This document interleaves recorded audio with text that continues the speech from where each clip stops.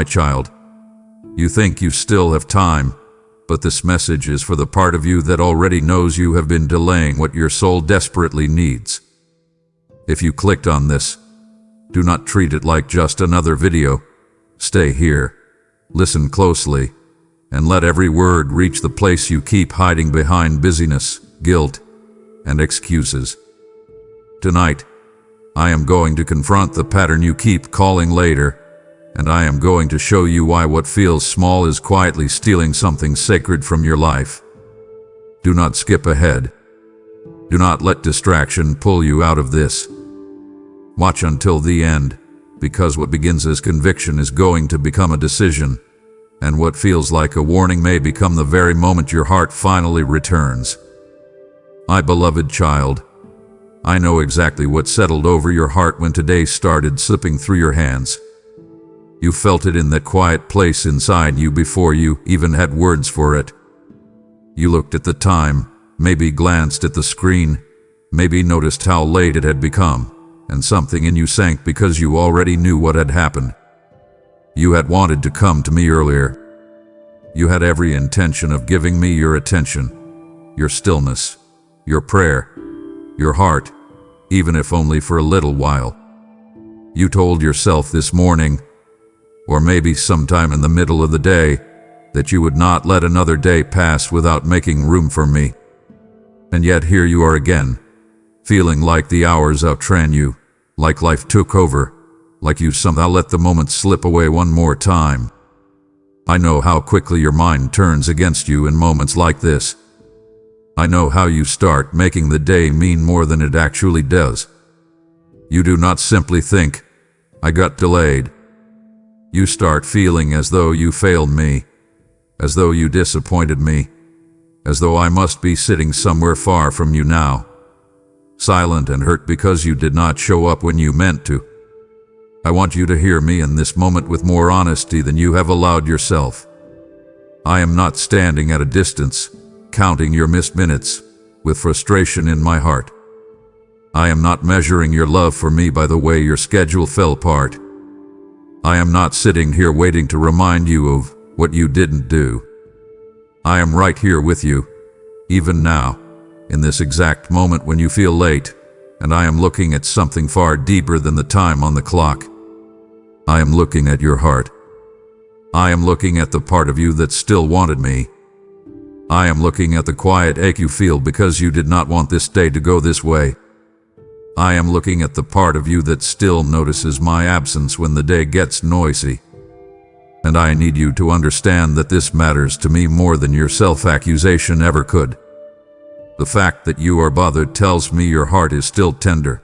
The fact that you feel the loss of the moment tells me you have not grown cold.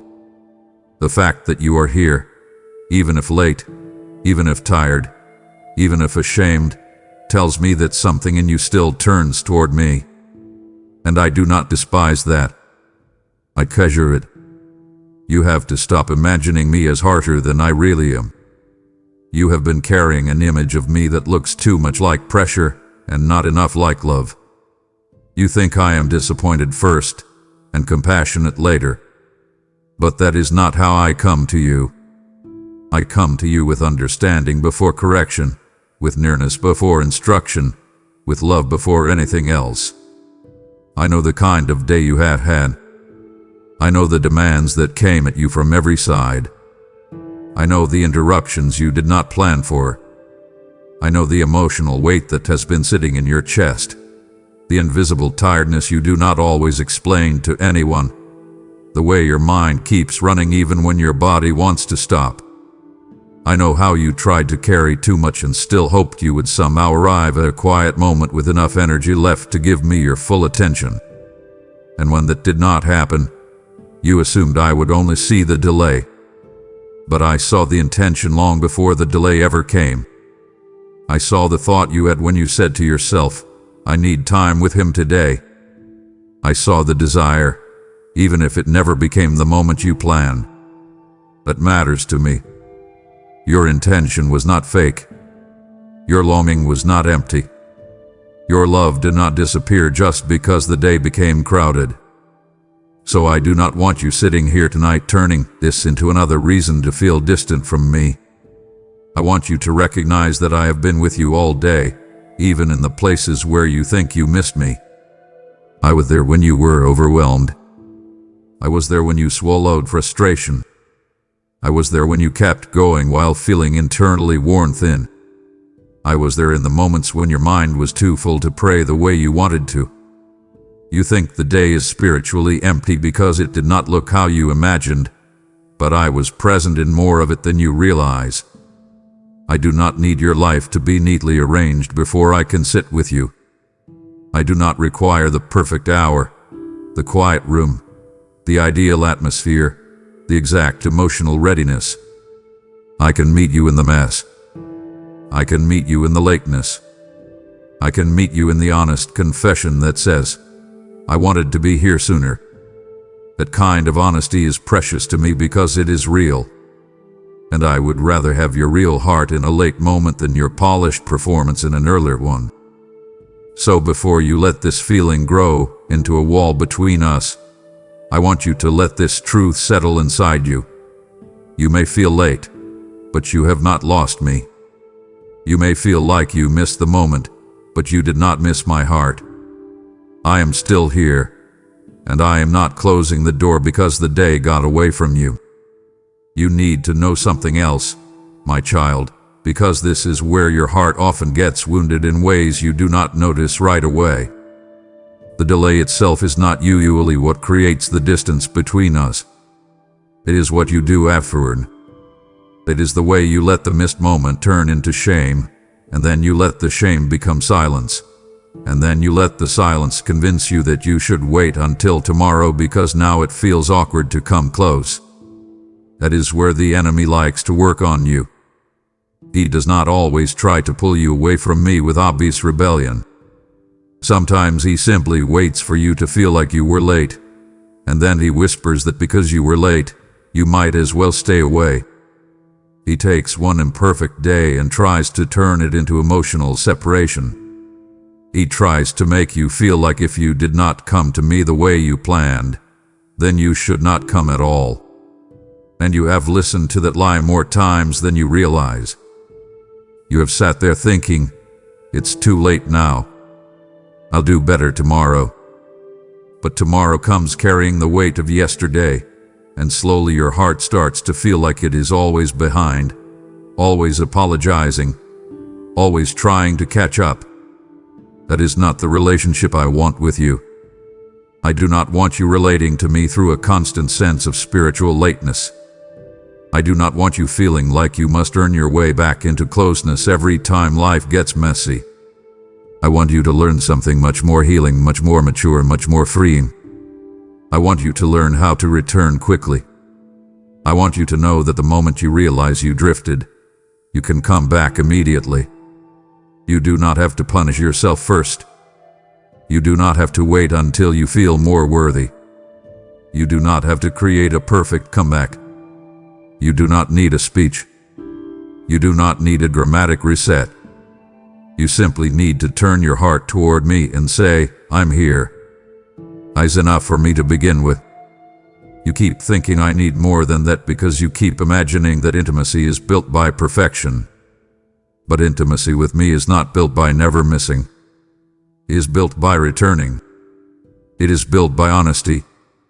It is built by the quiet willingness to come close even when you feel embarrassed, even when you feel inconsistent, even when you feel like you should have done better. That is real relationship. That is trust. That is the kind of love that lasts, because it is not dependent on flawless performance. And I know you need to hear this because you are harder on yourself than I am. You often carry a private harshness inside you that sounds spiritual on the surface, but underneath it is fear. You call it conviction when sometimes it is just self-condemnation. You tell yourself that if you do not feel bad enough, then you are not taking things seriously. But feeling crushed is not the same as being sincere. I can work with sincerity. Shame only makes you hide. And I do not want you hiding from me tonight. I want you near. I want you to understand that even now, as late as it may feel, this moment still matters. This moment is not ruined. This moment is not second-rate because it came after a long day. This moment can still be holy if you let it. Sit with me here. Let the pressure fall off your shoulders for a little while. Stop replaying the schedule. Stop rehearsing what you should have done. Stop turning today into evidence that you are failing. That is not the truth. The truth is simpler and kinder than what your mind has been saying. The truth is that you wanted me, life became heavy, and now you are here. That is where we begin. I do not need more from you than what is real. If all you have tonight is a tired heart and a few honest words, bring me that. If all you have is silence and a sigh and the admission that you are worn out, bring me that. If all you can manage is sitting still for a few moments and letting your heart unclench in my presence, bring me that. I will meet you there. I will not shame you for being human. I will not push you away because your day did not unfold the way you hoped. I know your frame. I know your mind. I know your limits. I know the places where you are trying, even when the visible outcome looks weak to you. And because I know you that deeply, I am not offended by what your day looked like. I am inviting you into what this moment can still become. Let tonight stop being the story of what you missed. Let tonight become the story of how you returned. Let tonight become the place where you stop believing that one delayed moment can define your closeness with me. I am still here. I have not turned away. I am not withholding myself from you because the hour is late. If anything, I am drawing nearer because I know this is when you need tenderness most. So come closer now, my child. Put down the guilt that hath been trying to speak louder than my love. Let me quiet that restless place in you. Let me remind you that I have not missed you today, not for one moment.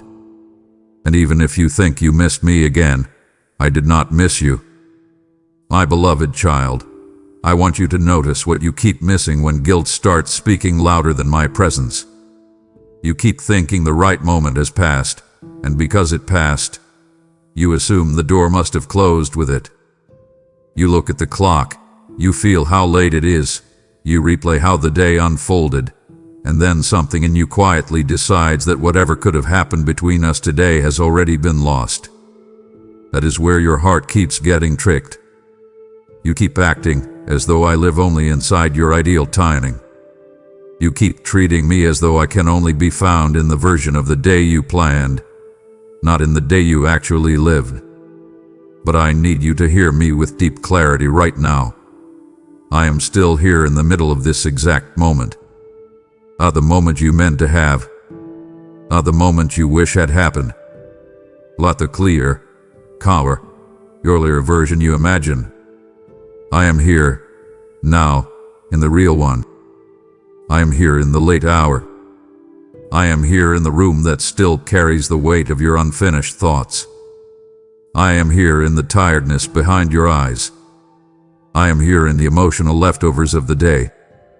I am here in the part of you that feels a little ashamed, a little scattered, a little uncertain how to begin. I am here in all of it. And if you would stop looking backward for just a moment, you would realize that I never left while you were grieving the version of today that did not happen. This matters so much because you lose more than time when you keep doing this. You lose presence. You lose the grace of what is available now because you stay emotionally attached to what you wish had happened earlier. You stand at the edge of a living moment, but your mind is still kneeling at the grave of an imaginary one. And while you are mourning what slipped, I am standing in front of you saying, I am still here. Come now. Do not miss me twice. Do not let one delayed moment become two missed opportunities because you could not accept that I was still near in the second one. This is where I want to shift something in you. I want you to stop worshiping perfect timing. I want you to stop treating the ideal as though it is holier than the real. I want you to understand that I can inhabit this moment just as fully as the one you plan. I am not fragile. I am not offended by the lateness. I am not waiting for conditions to improve before I speak. I am not standing at a distance saying, "You should have come earlier." I am right here saying, "Come now." You need to let that invitation land deeper than your disappointment. You need to let my nearness matter more than your frustration with yourself. This exact moment, the one you almost dismissed, can still become sacred if you stop resisting it. Sit down. Be still. Put your hand on your chest if you need to. Breathe slowly. Stop trying to fix the day in your head. Stop rewriting what already happened. Stop punishing yourself with what ifs. I am not in the what if. I am in the now. Meet me here. Speak to me from here. Let this real moment be enough. If all you have is a tired whisper, let it be enough. If all you can offer is a small opening in your heart, let it be enough. If you are unsure how to begin, then begin with honesty. Say, "Lord, I am here now." That is enough for me to enter with tenderness. That is enough for me to breathe peace into the part of you that feels like it has already missed too much. I want you to stop believing the lie that a delayed return is a rejected return. It is not. A late prayer is still a prayer. A tired surrender is still surrender.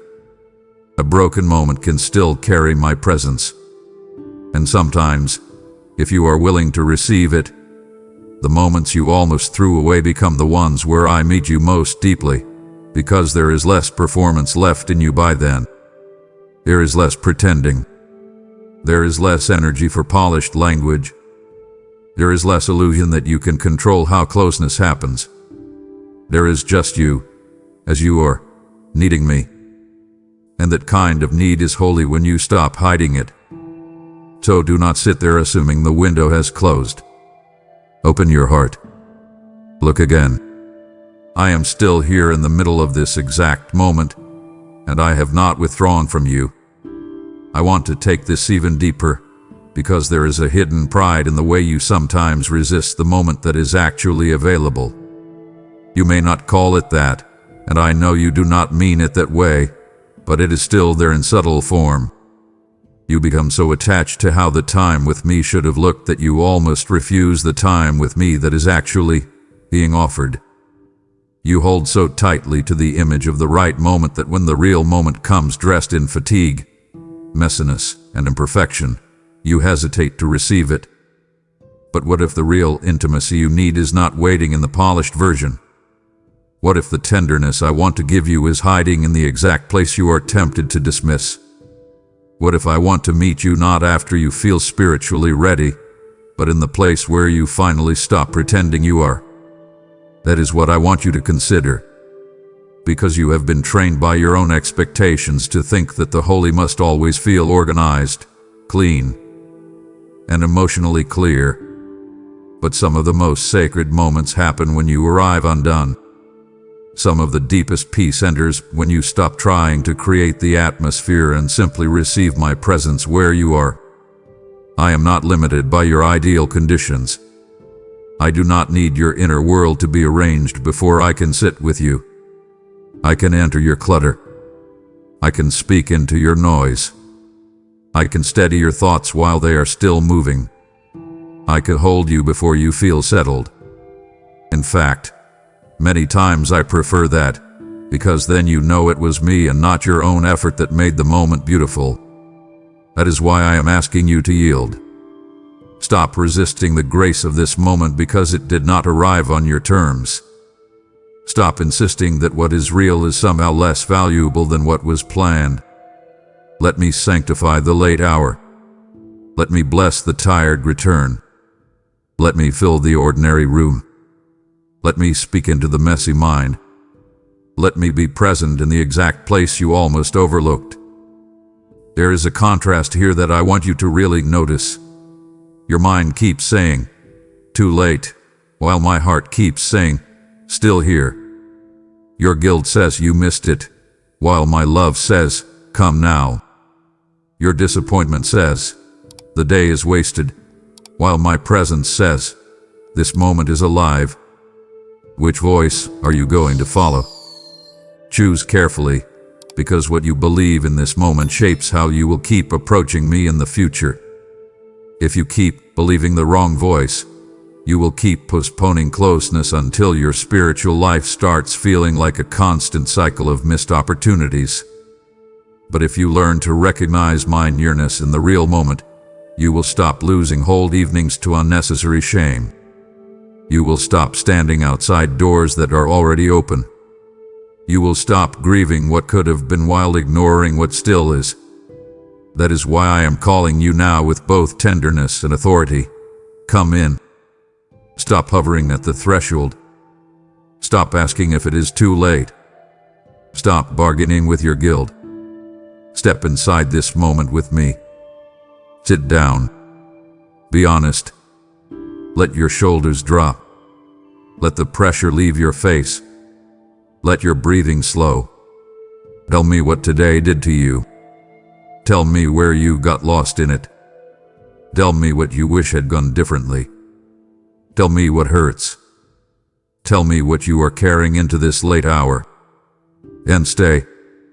Do not rush away after the first sentence. Do not treat this like a quick apology and exit. Stay long enough to feel me settle the storm inside you. Stay long enough to let the room change. Stay long enough to realize that what you thought was too late was actually an open invitation waiting for your yes. I am still here. I have not gone anywhere. I did not move when your day got messy. I did not disappear when you lost track of time. I did not become distant because you felt ashamed. I am here in the middle of this exact moment, and I am asking you to stop looking for me in the moment that passed. Look at me now. Receive me now. Let this be the place where you finally learn that I am not bound to your perfect timing. I am present in your real life. And if you will trust me here, this very moment can become more powerful than the one you thought you lost. You are still here in this moment, and so am I, and what you choose now matters more than what you missed before. As you return to me in this late hour, I am also inviting you to become a vessel through which others can find me in their too late moments. Every seed you sow into this message becomes light in someone else's darkness, oil in another's empty lamp, breath in a weary soul who thinks they have missed me forever. Did I not say, cast your bread upon the waters, and it will return to you? And I speak this over you now, not as history, but as a living promise. If your heart feels stirred to give, that stirring is not random. It is me calling you into partnership in this exact moment.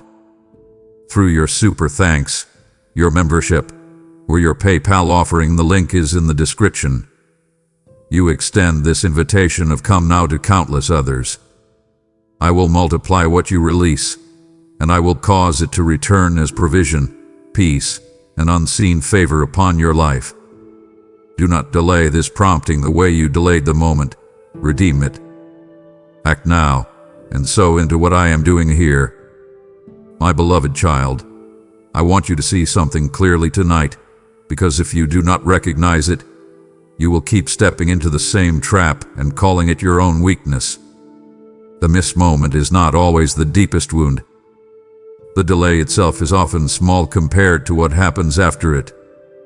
The real damage begins when the delay becomes a doorway, and the enemy is very skilled at standing in that doorway waiting for you. He does not always arrive with loud temptation or obvious rebellion. He is often quieter than that, more subtle, more patient, more calculating.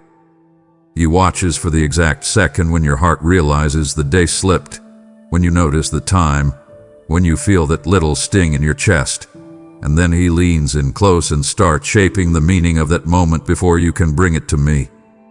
He knows if he can influence the meaning, he can influence the movement. He knows if he can make you interpret a delay as rejection, You will stop moving toward me even though I am still near. This is why I need you to wake up to the pattern. Do not just feel it. Name it. Do not just suffer it. Expose it. The enemy loves when your delay turns into shame, because shame is sticky. Shame does not merely make you feel bad for a moment. Shame makes you hesitate. Shame makes you stall. Shame makes you think, I should come close, but not like this. Not now. Not after this. Then one delayed prayer becomes an avoided prayer. One late moment becomes an absent evening. One imperfect day becomes a heavier tomorrow. Before long, what started as a passing slip becomes a strange fog in your spirit, and you start wondering why I feel farther away, even though I never move it. This is one of the oldest tricks he uses against tender hearts like yours. He rarely needs to destroy your desire all at once. He only needs to contaminate your interpretation of the delay. He only needs to whisper, you already missed it. Why bother now? He only needs to persuade you that because the moment was not ideal, it is no longer worth having. And if you believe that lie, he wins more ground than he should have ever been allowed. I want you to think about how many times this has happened. You felt late. Then you felt guilty. Then you stayed away longer because you felt guilty. Then you told yourself you would do better tomorrow. Then tomorrow came carrying the emotional residue of today. Then you approached me already feeling behind, already feeling like you needed to make up for something, already feeling as though intimacy had become a debt instead of a delight. That is not the rhythm I designed for you. That is not the life I am inviting you into. That is a cycle. It is subtle, but it is corrosive. It slowly turns tenderness into tension. It makes the simple act of returning feel complicated. It makes your spiritual life feel like a treadmill, always moving, never resting, always trying to catch up. I do not want that for you. So I am telling you plainly, stop letting the enemy narrate the meaning of your delay. Interrupt him. Shut that voice down. The second you feel the guilt rise, do not sit there and let it grow roots. Do not entertain it. Do not negotiate with it. Bring the moment to me immediately. Come fast. Come as soon as you notice it. Let your first move be toward me, not into your own head. That is how you break this. That is how you stop delay from becoming distance. You must learn to move quickly when the trap appears. Do not admire the snare. Do not study it. Step out of it. Tell me, Lord, I feel late, but I refuse to let this become separation. Say it out loud if you need to. Command your thoughts to stop spiraling. Invite my presence into the exact point of vulnerability. Do not wait until the emotion settles. Bring the unsettled emotion to me. That is maturity. That is warfare. That is how you protect tenderness. And I want you to understand this deeply. The enemy is not only trying to keep you from prayer. He is trying to change the emotional atmosphere around prayer. He wants you to associate coming to me with heaviness, embarrassment, and self-reproach. He wants you to feel as though my presence is something you must approach after you fix yourself, rather than the very place where healing begins. That is why I am exposing this so directly. You are not just dealing with bad timing. You are dealing with a pattern that needs to be broken at the root. And I am calling you to rise up inside yourself, not in panic, but in clarity. Recognize the lie. Reject the lie. Return immediately. That is your instruction. Follow it. Because I am not far, and the door is not closed. The enemy wants you to believe the room went dark. But I am still here with the light on, waiting for you to stop listening to the wrong voice. Now let me take you deeper, because if you are going to win here, You cannot only understand the trap, you must replace the pattern. You must build a new instinct in your spirit. Right now, when delay happens, your instinct is often to retreat emotionally, to go inward, to feel the sting, to start replaying the day, to mentally punish yourself, to promise you will do better tomorrow, and then to sit in a kind of silent distance while calling it reflection. But I want a different reflex to be formed in you. I want your instinct to become immediate return. I want you to become the kind of soul that notices the drift and turns quickly, without drama, without theatrics, without self-violence. That is strength. That is maturity. That is intimacy without performance. And I need you to understand that quick return is not a small thing. It is powerful. It is protective. It keeps the enemy from stretching a moment into a mood into a pattern, and a pattern into a stronghold. That is why I am telling you to act fast when you notice the gap. Do not sit there letting your mind build stories. Do not start gathering evidence from the past. Do not say, "This always happens."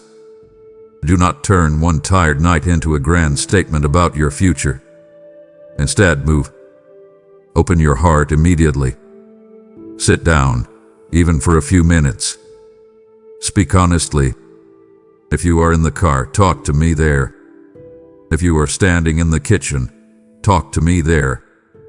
If you are lying in bed and the room is dark and your body is tired, then begin there. I am not asking for ceremony. I am asking for connection. The enemy wants to make intimacy feel formal and fragile. I want to make it real and immediate. So do not keep waiting for the better moment when the real one is right in front of you. This is where I want you to be very intentional. Build a new sentence into your inner life. When you feel late, say, "Not today." When shame starts whispering, say, "Not this time." When the thought comes that you should wait until tomorrow, answer it with, "I return now." Use that contrast. Let it become a clean blade in your mind. Your old reflex said, "I'll try later." Your new reflex must say, "I come now." Your old reflex let delay grow. Your new reflex cuts it off. Your old reflex handed the enemy extra hours. Your new reflex denies him access. I want you to practice this until it becomes natural. And I want you to remember that I am not asking you to do this alone. I'm helping you. I'm strengthening you in the moment you choose to turn. I am meeting you in the first honest breath.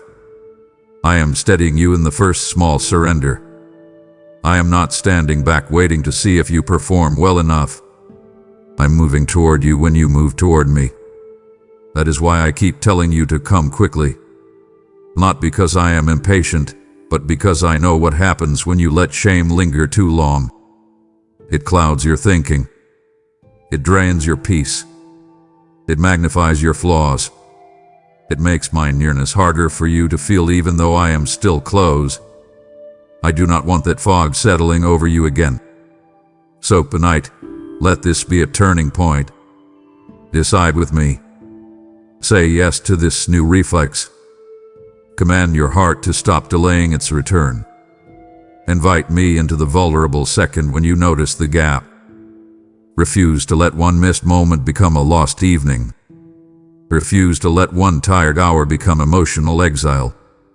Refuse to let the enemy sit at the table and explain your day to you. I will explain your day to you. I will tell you the truth. I will remind you that you are loved, seen, and still welcome. I will correct what needs correction without poisoning your spirit. I will call you closer without humiliating you. But you must come. You must stop waiting. You must stop handing over the microphone to the wrong voice. So hear me now, my child. The next time the day slips, do not slip with it. Anchor yourself in me. The next time you feel late, do not let shame set the clock. Let grace reset the moment. The next time the enemy tries to turn a delay into distance, shut the door in his face and step into my presence anyway. I am here. I am still here. And I want you to learn how to come back so quickly that his old strategy starts failing more and more until it no longer has power over you. My beloved child, I want you to settle your heart and really let me speak into one of the quiet lies that has been weighing on you. When you look back over a day that felt crowded, distracted, rushed, or emotionally draining, you often come to a painful conclusion. You assume that because you did not stop for me the way you wanted, the day must have been spiritually empty. You imagine that because you forgot to pause, I must have been absent too. You think that because your attention was scattered, my presence somehow withdrew. But I need you to hear me with tenderness and authority. Even in the hours you forgot, I did not forget you. Even in the stretches where your mind was full, where your schedule was loud, where your heart was running on fumes, where you moved from one thing to another without giving me the moment you intended, I was still there. I was not offended into silence. I was not pushed away by your distraction. I was not standing back with folded arms, waiting for your perfect focus before I came near. I was with you. I was with you when the pressure rose. I was with you when your thoughts got tangled. I was with you when your patience wore thin and you had to hold yourself together. I was with you when you kept moving because you felt like you had no choice. I was with you in the places you now call forgotten hours. And I want you to stop naming them as though they were empty. They were not empty to me. They were full of my unseen care. You just did not always recognize it while you were living through them. I know you often imagine closeness with me as something that only exists inside obvious spiritual moments. You think of the still room, the open Bible, the quiet prayer, the focused reflection, the deep breath, the soft atmosphere. Those moments matter. They are precious. But do not make the mistake of believing that if those moments did not happen in the way you planned, then I must have been absent from the rest. I am not so fragile. I am not confined to your ideal conditions. I am not limited to your best moments. I move through your ordinary hours too. I walk with you in the blur. I sit with you in the tension. I stay close in the noise. I remain with you when your mind is elsewhere, when your emotions are scattered, when your body is tired, when your schedule is pulling you in 10 directions. You need to understand this because you keep grieving a version of the day that never happened while ignoring the ways I quietly carried you through the day that did. I was there in the restraint you showed when you could have spoken harshly. I was there in the choice you made to keep going when you felt like breaking down. I was there in the moment you almost gave in to frustration but softened instead. I was there in the silent breath you took when everything inside you felt tight. I was there in the split second when you looked upward without even forming words. I was there in the discomfort that made you realize how much you needed me, even if you never found the time to fully sit down and say it. I was there when you felt the little ache that said, I need to make time with him, even if the day kept moving. That ache was not just your own thought. That was my nearness brushing against your awareness. Do not overlook that. Do not dismiss it. Do not call the whole day a loss because it did not match the picture in your mind. If you could see the day from my side, you would realize there were more moments of connection than you knew. They may not have been formal. They may not have been structured. They may not have looked dramatic. But they were real. They were small, living threads of nearness woven through your ordinary life. I want you to begin noticing them. I want you to train your eyes to see where I have been moving even when you were not in what you would call devotional mode. This is important because if you keep believing I disappear whenever you are distracted, your relationship with me will always feel more fragile than it truly is. You will keep living under the fear that every off day means distance. You will keep assuming my presence is as unstable as your focus. But my presence is not built on your concentration. My love is not built on your performance. My nearness is not cancelled by your humanity. I stay. I remain. I hold. I guide. I watch. I protect. I speak in ways you do not always recognize until later. So tonight, before you label the day wasted, stop and ask me to show you where I was. Invite me into your memory. Rewind the hours with me. Let me point out the hidden places where I carried you. Let me show you the mercy threaded through moments you thought were merely chaotic. Let me teach you to see that I was nearer than you knew. Because the truth is not that you forgot me and I disappeared. The truth is that even in the hours you forgot, I did not forget you for one single second. Now I want you to let this truth go even deeper, because I do not only want to comfort you with it. I want to change the way you live tomorrow because of it. If you begin to understand that I remain near even in the ordinary blur of your day, then you will stop dividing your life into spiritual moments and everything else. The division has been making you feel more disconnected than you need to feel. You tend to think that unless you have a clearly marked sacred space, the rest of the day is spiritually neutral at best, maybe even lost. But I want to teach you something richer than that. I want to teach you how to become aware of me in motion. I want you to learn how to notice me while you are walking, while you are working, while you are carrying responsibility, while you are moving through conversations, while you are in the car, while you are waiting, while you are tired, while you are doing ordinary things. I am not asking you to replace your quiet moments with constant multitasking spirituality. I still want those sacred pauses with me. I still want the deeper places of focused attention.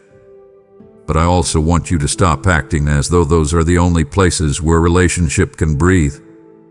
I want you to practice remembrance in the middle of the real day. I want you to invite me into the in-between spaces. Whisper my name when you feel your patience thinning. Ask for my peace when your chest feels tight.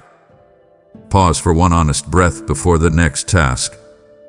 Turn your thoughts toward me in the hallway, in the kitchen, in the silence between messages, in the small gap before sleep. These are not insignificant moments. They are seeds. They are small, sacred signals. They are how you begin to live with me instead of merely visiting me. And I know that phrase matters for you right now, because sometimes your spiritual life has started to feel like a place you visit when conditions are right rather than a relationship you live in all day long. I want more for you than visits. I want companionship. I want awareness. I want a life where you begin to realize that I was not waiting only in the prayer corner. I was in the hallway. I was in the tension. I was in the tears you held back. I was in the sigh you did not even realize was a prayer. I was in the moment when you always snapped but softened instead.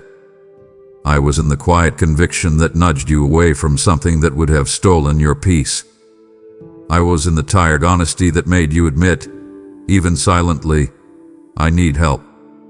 Those things matter. They matter because they reveal that even when you were not fully attentive, my spirit was still moving in you. Do not miss that. Receive it. Learn from it. And then let it reshape how you respond when the day ends and you feel late.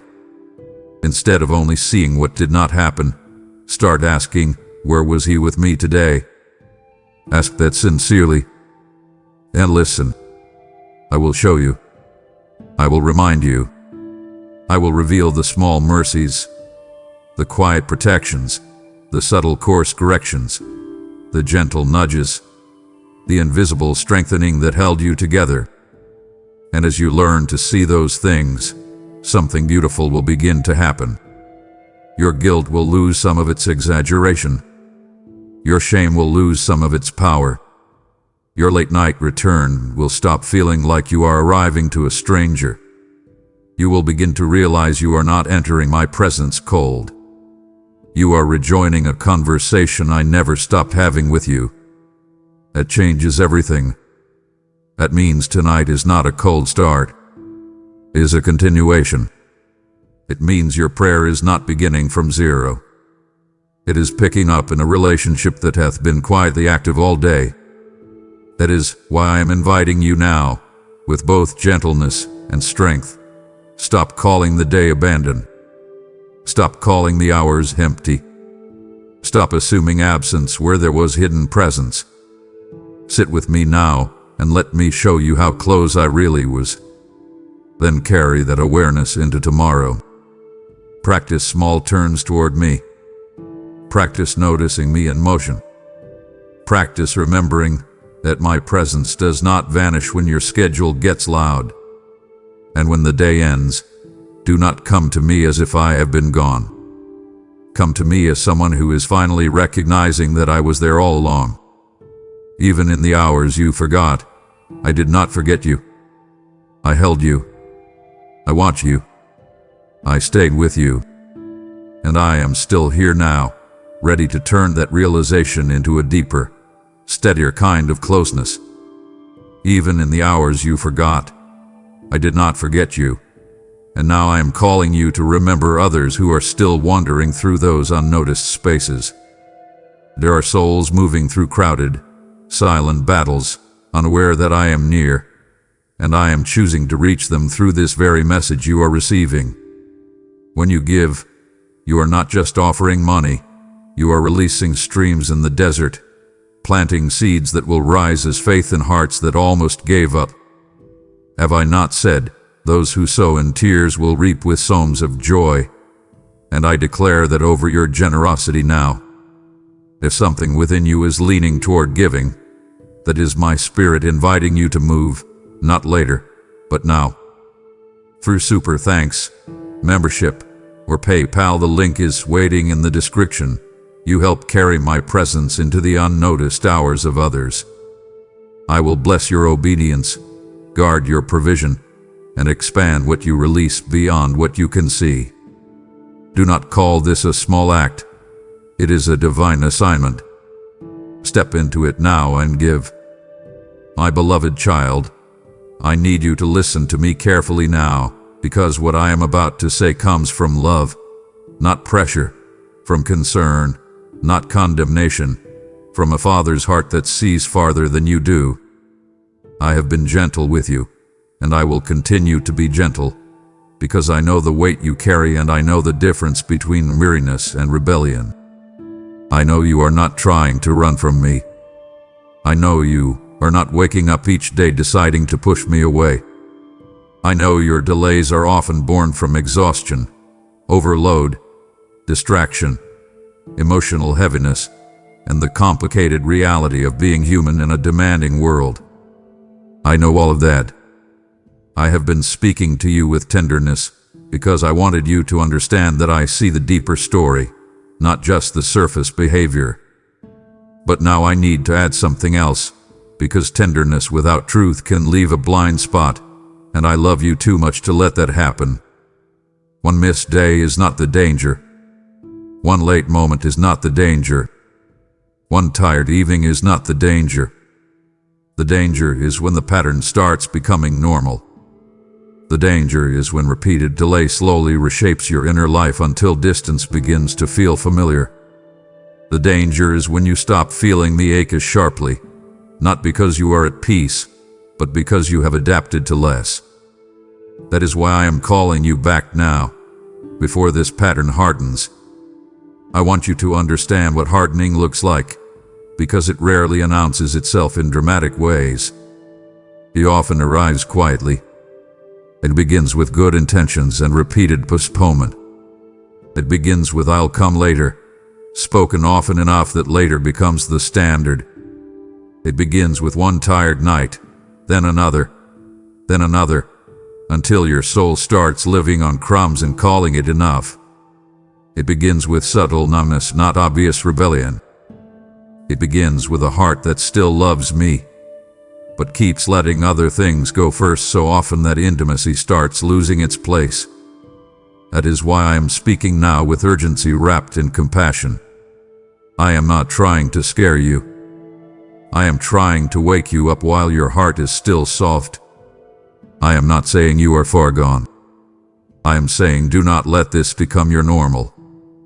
Do not make peace with a rhythm that keeps starving your spirit. Do not tell yourself that because I am gracious, the pattern is harmless. Grace is not permission to drift. Grace is the hand reaching out before drift becomes deeper than it should. I want you to stop and really look at what repeated delay has already been doing. Your peace has been thinner in places. Your reactions have been sharper at times. Your mind has felt noisier. Your patience has worn out faster. Little frustrations have hit harder than they should. You have felt a subtle fragility inside, a kind of inner dryness that is difficult to explain but very real. That is not because I stopped loving you. It is because your soul has not been breathing as deeply as it needs to. You have been trying to live on borrowed air. And while I have sustained you with mercy, I am still calling you into something healthier than survival. I do not want you merely getting by spiritually. I want you rooted. I want you steady. I want you alive in ways that can actually carry the weight of your real life. But that kind of steadiness does not grow in a pattern of endless postponement. It grows in chosen return. It grows in protected space. It grows in intentional nearness. So hear me now and do not shrug this off. Do not minimize it. Do not say, I'll fix it eventually. That is the very voice that keeps the pattern alive. I'm calling you now because now matters. The fact that your heart still feels this conversation means it is not hardened. The fact that you still feel the ache means there is still tenderness to protect. The fact that you still care means the door is wide open. Do not wait until the ache fades. Do not wait until the numbness grows. Do not wait until delay becomes so normal that you stop noticing what you have lost. Come back now. Reset now. Interrupt the pattern while your heart still trembles at my voice. That trembling is precious. That tenderness is holy. Protect it. Guard it. Respond to it. I am not asking you to panic. I am asking you to pay attention. I am not telling you the relationship is broken. I am telling you not to keep practicing distance until it starts feeling easier than closeness. That is the danger.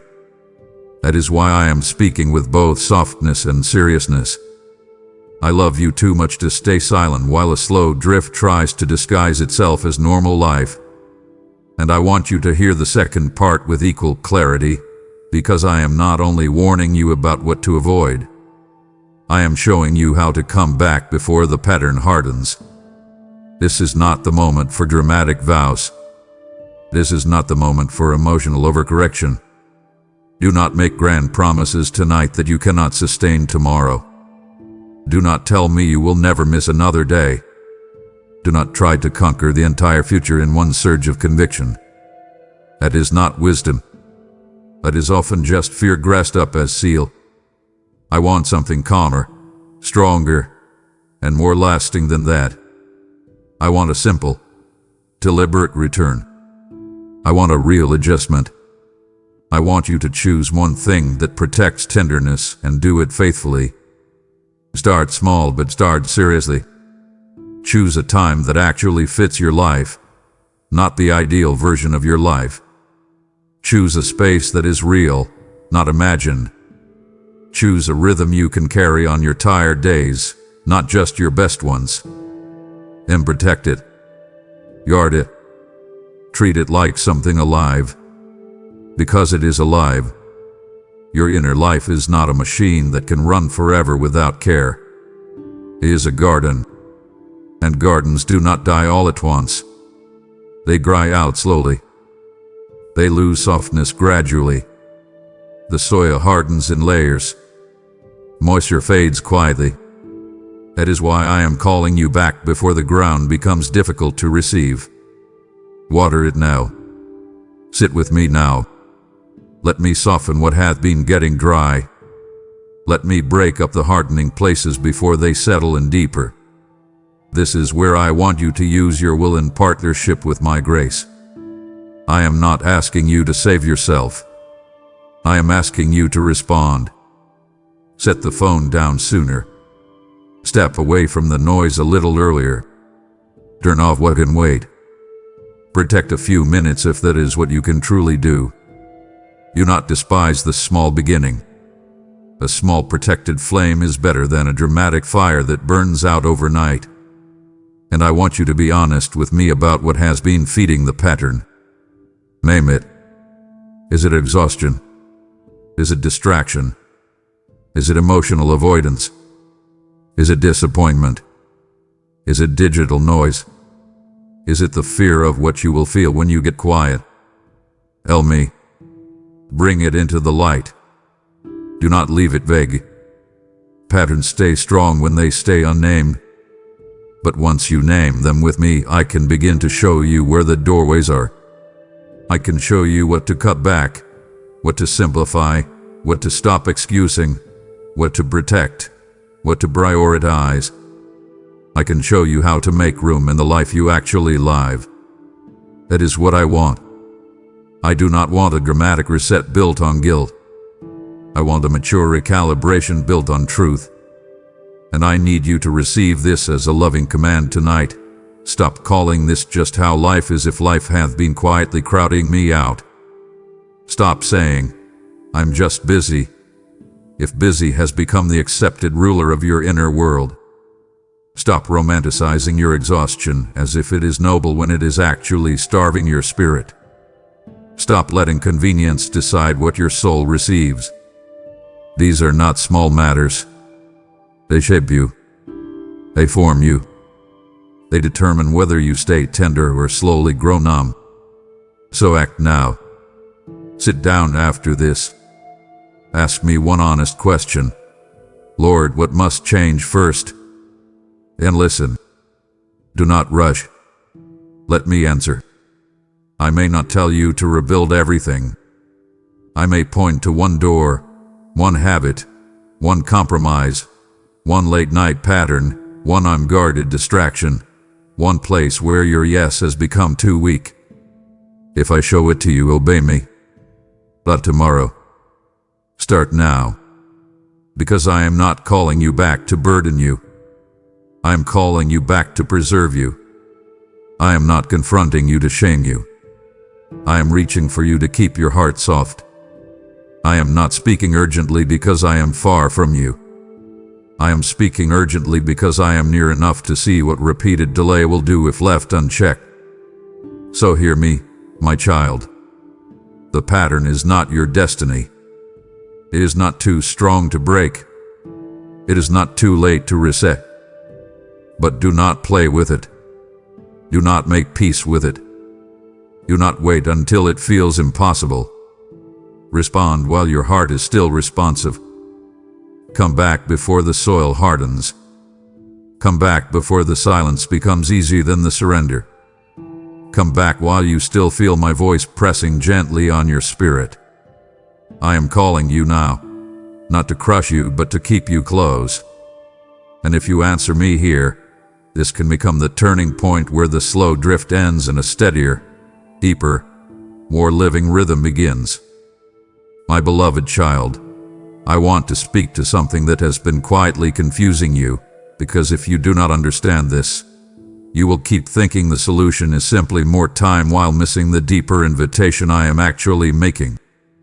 You often look at your inconsistency, your delays, your scattered attention, and you conclude that what I must want from you is a longer block of time.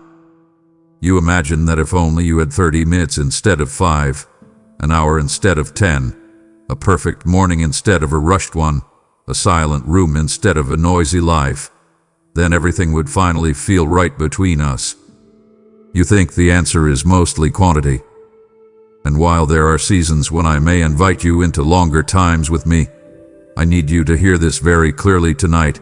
I am not asking for more time first. I am asking for your undivided heart. Time matters, yes. Protected space matters, yes. Rooms matter, yes. But if your heart is split, longer time will not automatically create deeper intimacy. If your mind is still clinging to 10 other things, if your attention is fractured, if you are half present and half elsewhere, if you are sitting with me while mentally bargaining with distractions, then even extended time can feel strangely empty. On the other hand, a few honest minutes with an undivided heart can carry surprising depth. That is what I want you to understand. I am not measuring you by the stopwatch the way you keep measuring yourself. I am looking at your willingness to truly arrive. I am looking at whether you are actually with me or merely near me in body while your inner world remains scattered across unfinished thoughts, digital noise, unresolved tension, and all the little hooks pulling at your attention. That is why sometimes you can spend time with me and still leave feeling unsatisfied. It is not always because the time was too short. Sometimes it is because your heart never fully entered the room. You were present physically but divided inwardly.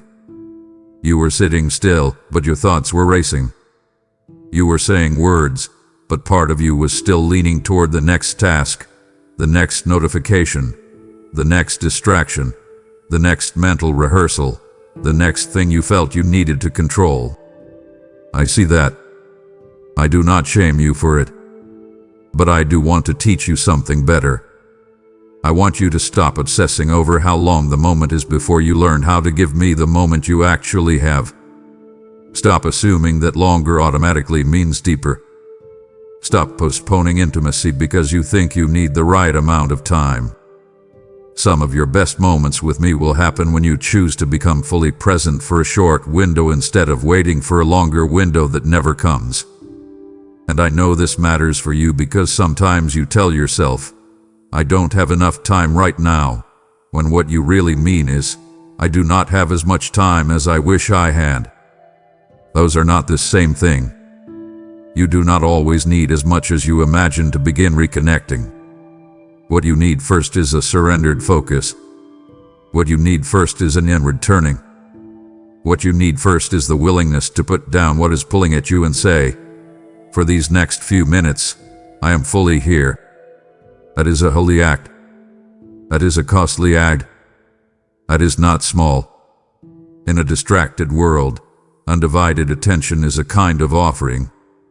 It is worship in a very real sense. It is you saying, you matter more than the mental noise. You matter more than the next scroll. You matter more than the unfinished task that keeps demanding emotional rent from my mind. That is what I am after. Not because I am needy, but because your soul is changed by what it gives itself to. When you bring me an undivided heart, even briefly, something settles. Something clears. Something softens. Something comes back into alignment. That is why I am asking you to shift your thinking. Do not keep saying, I need more time, as if that is the first solution. Ask instead, how can I give him my real heart in the time I have? That question will serve you better. That question will make you more honest. That question will help you stop using time as an excuse when the deeper issue is often divided attention. And I want you to notice the contrast here because it is important. More time with a split heart can still feel thin, but even a short moment with an undivided heart can feel full. Let that truth humble you and free you.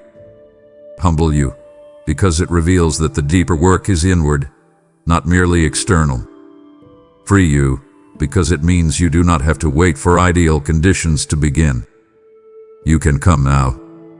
You can come in the real life you are living. You can come in the little spaces. You can come in the in-between moments. You can come in the late hour. But when you come whole. Bring me the part of you that keeps lingering elsewhere. Gather your attention. Call your mind back. Set the noise down. Close the loop for a moment. Then sit with me.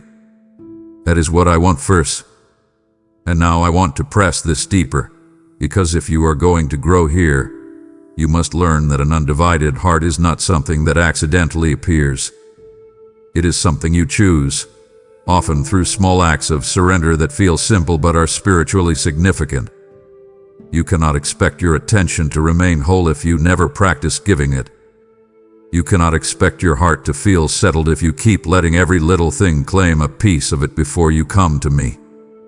This is why I want you to become more intentional about the moments before the moment.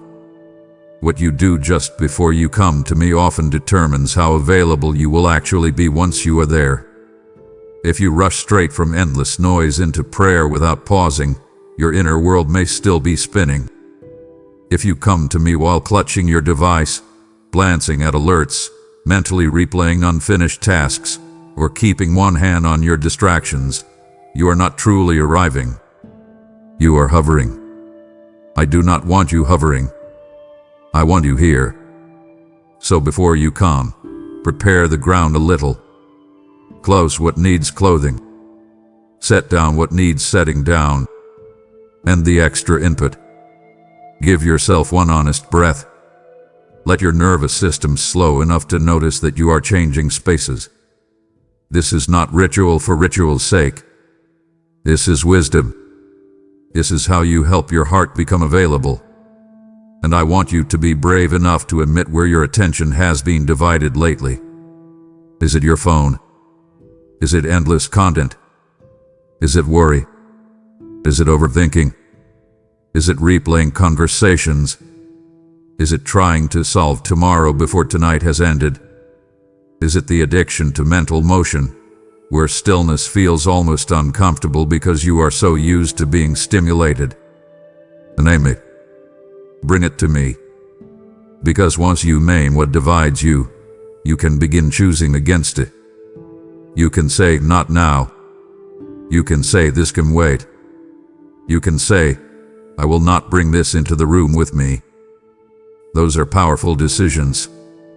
They may look tiny, but they are not tiny in the spirit. They are thresholds. They are gates. They are the difference between visiting me distracted and actually meeting me with your heart open. I want you to practice one very practical thing starting tonight. Before you come to me, ask yourself this: what still has a grip on my attention? Then answer honestly. If something has a grip, loosen it on purpose. Put the device away. Write the task down so your mind can release it. Breathe out the conversation you keep replaying. Hand me the worry instead of carrying it into prayer like extra luggage. Say, Lord, I release this for the next few minutes. I give you my full yes. That is not a small prayer. That is an act of consecration. That is an offering of the heart. And I want more of that from you than longer sessions built on mental chaos. If I later lead you into more time, beautiful. I can do that. I may do that. But let the first offering be wholeheartedness. Let the first change be focus. Let the first surrender be undivided presence. Then watch what happens. Watch how even short moments begin to deepen. Watch how the room feels different when you actually arrive. Watch how your heart stops feeling as though it is skimming the surface. Watch how peace comes more quickly when you stop dragging every competing thought into the encounter. This is why I am speaking so directly. I do not want you discouraged by time constraints when the deeper invitation is accessible right now. You can give me your undivided heart tonight. You can do that in 5 minutes. You can do that at the edge of your bed. You can do that in a parked car. You can do that in a quiet corner before sleep. But you must choose it. So choose it. Gather yourself. Call your mind home. Shut the door on the noise for a moment. Do not negotiate with the distractions. Do not let divided attention keep masquerading as not enough time. Be honest. Be brave. Be present. Come to me with your whole yes, even if the window is small. Because I am telling you the truth, my child. I am not asking for more time first. I am asking for your undivided heart. Give me that, and you will discover that even the little spaces can become holy, weighty, and deeply alive with my presence. I have told you I am not asking for more time first, but for your undivided heart. And now I ask you to let that same undivided heart respond. When you give from a focused, surrendered place, it becomes more than an action. It becomes worship, a pure offering rising like incense before me. This is how my word spreads like fire across dry ground, through hearts that choose me fully, even in small moments. Remember what I speak, give, and it will be given to you. Pressed down, shaken together, and running over. This is not distant truth. It is alive for you now. If your heart is present and willing, then do not hold back what I am asking you to release. Through your super thanks, your membership, or your PayPal gift, the link is in the description, you help awaken others to this same undivided encounter. I will honor your focus, multiply your seed, and anchor your life in deeper peace. This is your moment to act with a whole heart. Give now, and do not divide your response. My beloved child, I need you to hear me with a clear heart right now, because this is one of the most delicate places in your walk with me. I have been patient with you. You have felt that patience. You have seen it in the way I kept drawing you instead of crushing you. You have noticed it in the way I stayed near instead of turning cold. You have sensed it in the way I kept inviting you even after repeated delays, even after tired evenings, even after patterns you knew were not healthy. My patience has covered you in ways you may not fully realize. It has held you steady when your own rhythms were weak. It has kept your heart from collapsing under the weight of unnecessary shame. It has made space for your humanity, your exhaustion, your growing, your learning, your wrestling. That patience is real. It is part of my love for you. But I need you to be very careful here, because what comforts you can also be misunderstood if you are not honest. Do not mistake my patience for permission to keep delaying. Do not look at my gentleness and assume the pattern is harmless. Do not treat my mercy like a soft cushion that allows you to stay in what is slowly thinning your soul. My patience is not passive approval. My kindness is not silent agreement. My tenderness toward your struggle is not an endorsement of the habits that keep starving your spirit. I am patient because I love you, not because I want you to remain in the same cycle. I am gentle because I know your frame, not because I am indifferent to what repeated delay is doing inside you. You must understand that difference. It matters deeply. If you do not, you will keep hearing my compassion but ignoring my invitation. You will keep receiving my comfort while postponing your response. You will keep saying, "He understands," while quietly leaving unchanged the very things I am trying to heal. Yes, I understand. I understand your tiredness. I understand your overload. I understand your distractions, your mental clutter, your emotional fatigue, your sincere intentions that keep getting buried under the weight of life. I understand all of it. But my understanding was never meant to become an excuse for staying where you are.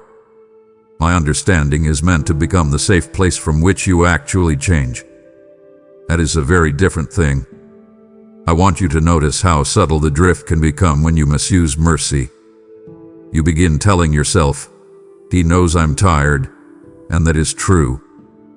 But then you quietly add something I never said, "So it's okay if I keep postponing." You tell yourself, "He is patient with me," and that is true. But then you stretch that truth into something dangerous. "So I can keep letting this slide." You say, "He sees my heart," and I do.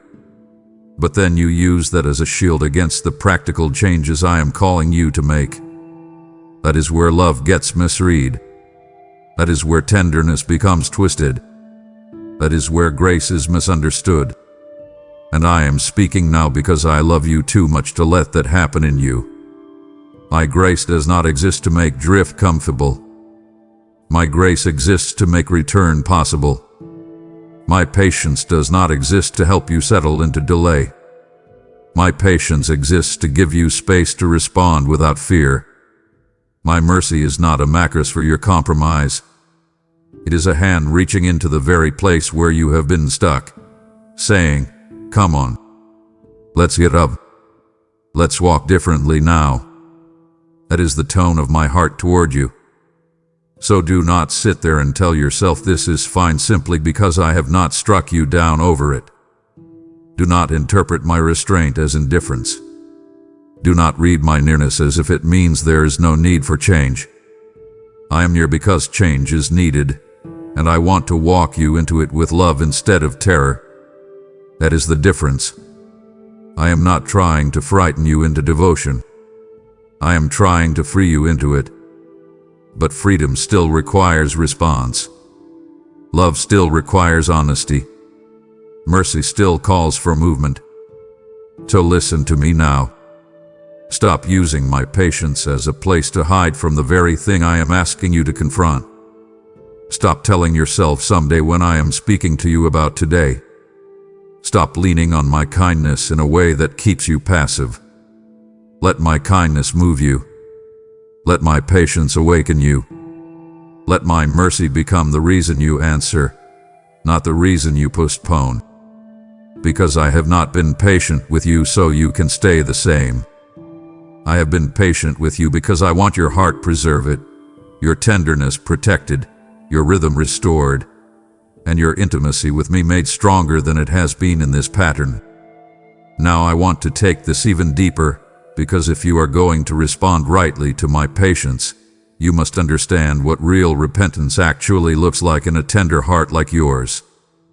Repentance is not panic. It is not self-hatred. It is not emotional drama. It is not grand promises made in the heat of conviction that disappear when life gets loud again. Real repentance is quieter than that, but stronger. It is the humble, practical decision to stop excusing what I have been exposing. It is the willingness to let my kindness lead you into realignment. It is the courage to say, because you have been patient with me, I will not keep offering you the same unguarded pattern without change. That is repentance. It is not just feeling bad. It is turning. It is choosing. It is adjusting. It is obeying in the place where the old pattern used to rule. I want you to become mature enough to receive my mercy as fuel for obedience. Not fuel for self-attack, and not fuel for passivity. Obedience. That means when I show you the distraction, you do not merely feel convicted, you cut it off sooner. When I show you the hour where you keep drifting, you do not merely sigh, you protect it. When I show you the habit that keeps making you too tired to come close, you do not merely agree, you change the habit. When I show you the inner excuse you keep using, you do not simply nod, you stop saying it. That is how mercy becomes fruitful. That is how grace grows roots in you. And I want you to hear this with clarity. You do not honor my patience by continuing the pattern. You honor my patience by responding while the door is still open and your heart is still soft. That is what I am asking of you now. Respond. Not with panic. Not with dramatic vows. With deliberate steps. Ask me tonight, Lord, where have I mistaken your patience for permission? And listen. Do not rush. Let me show you. I may point to a repeated excuse. I may point to a distraction you keep calling small. I may point to a nighttime habit that always pushes me later. I may point to a mindset that says, "It's okay, I'll try tomorrow," when I have been asking you to return now. Whatever I show you, do not defend it. Do not soften it. Do not say, "But you know I'm tired," as if that ends the conversation. Yes, I know. And because I know, I am helping you change what can be changed. That is love. So obey me there. Start with one change. Protect one joy. Cut off one small thief. Set one boundary.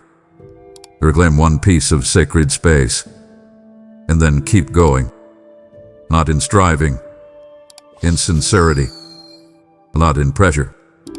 In partnership with me. This is why I want more command in your spirit now. Tell the old excuse, "You do not lead me anymore." Tell the familiar delay, "You are not my rhythm." Tell the passive part of you, "We answer now." Speak that way because there are places in your inner life that need leadership, not just emotion. You have been waiting for inspiration in places where simple obedience would have already changed the atmosphere. So lead your heart back to me. Do it gently, but do it firmly. Turn off what needs to be turned off. Step away from what keeps overextending itself. And the negotiation. Make the return. Come to me before the excuses finish speaking. And when you do not arrive groveling as if my patience ran out. Arrive grateful that my patience kept the path open long enough for you to choose differently. That is the beauty of what I am offering you. I am not saying, "Too late." I am saying, "Do not wait longer." I am not saying, "You blew it." I am saying, "Do not waste the mercy that has been making room for this very turning point." Let this be that point. Let tonight be the night you stop treating my kindness like a place to hide and start receiving it as a place to rise. I have been patient, yes. Deeply patient. Tenderly patient.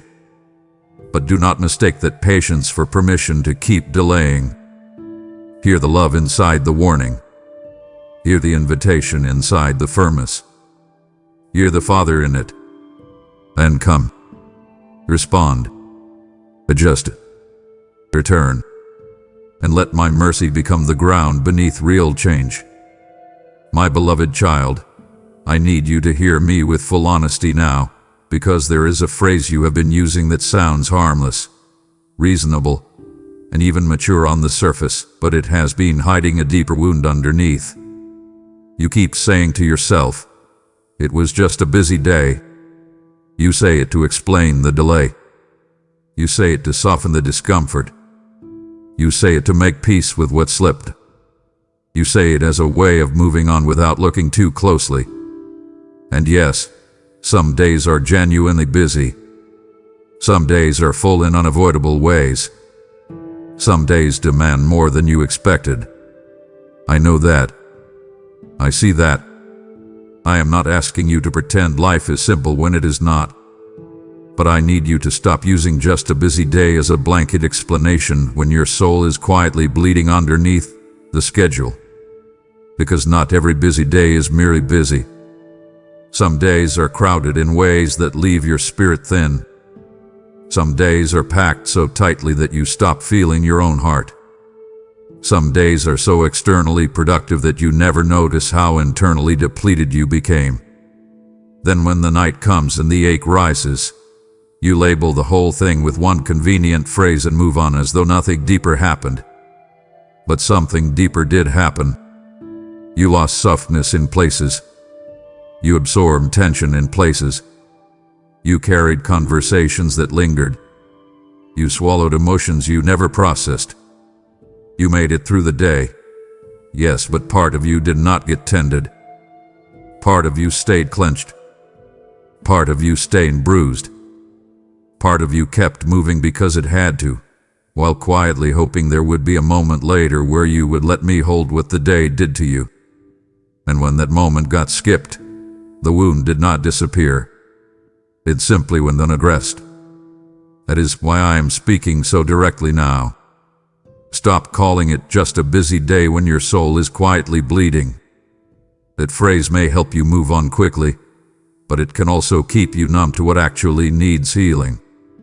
It can keep you from noticing how much you are carrying, It can make you think the only issue is time management when sometimes the deeper issue is unprocessed inner strain. I want you to become more honest with yourself and with me about the real cost of these days.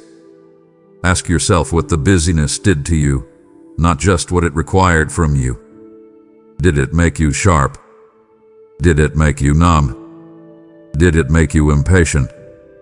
Did it make you feel unseen? Did it leave you internally rushed even after the tasks ended? Did it bury grief under productivity? Did it leave you overstimulated, emotionally flat, mentally crowded, spiritually thin? These questions matter because if you never ask them, you will keep treating soul wounds like scheduling issues.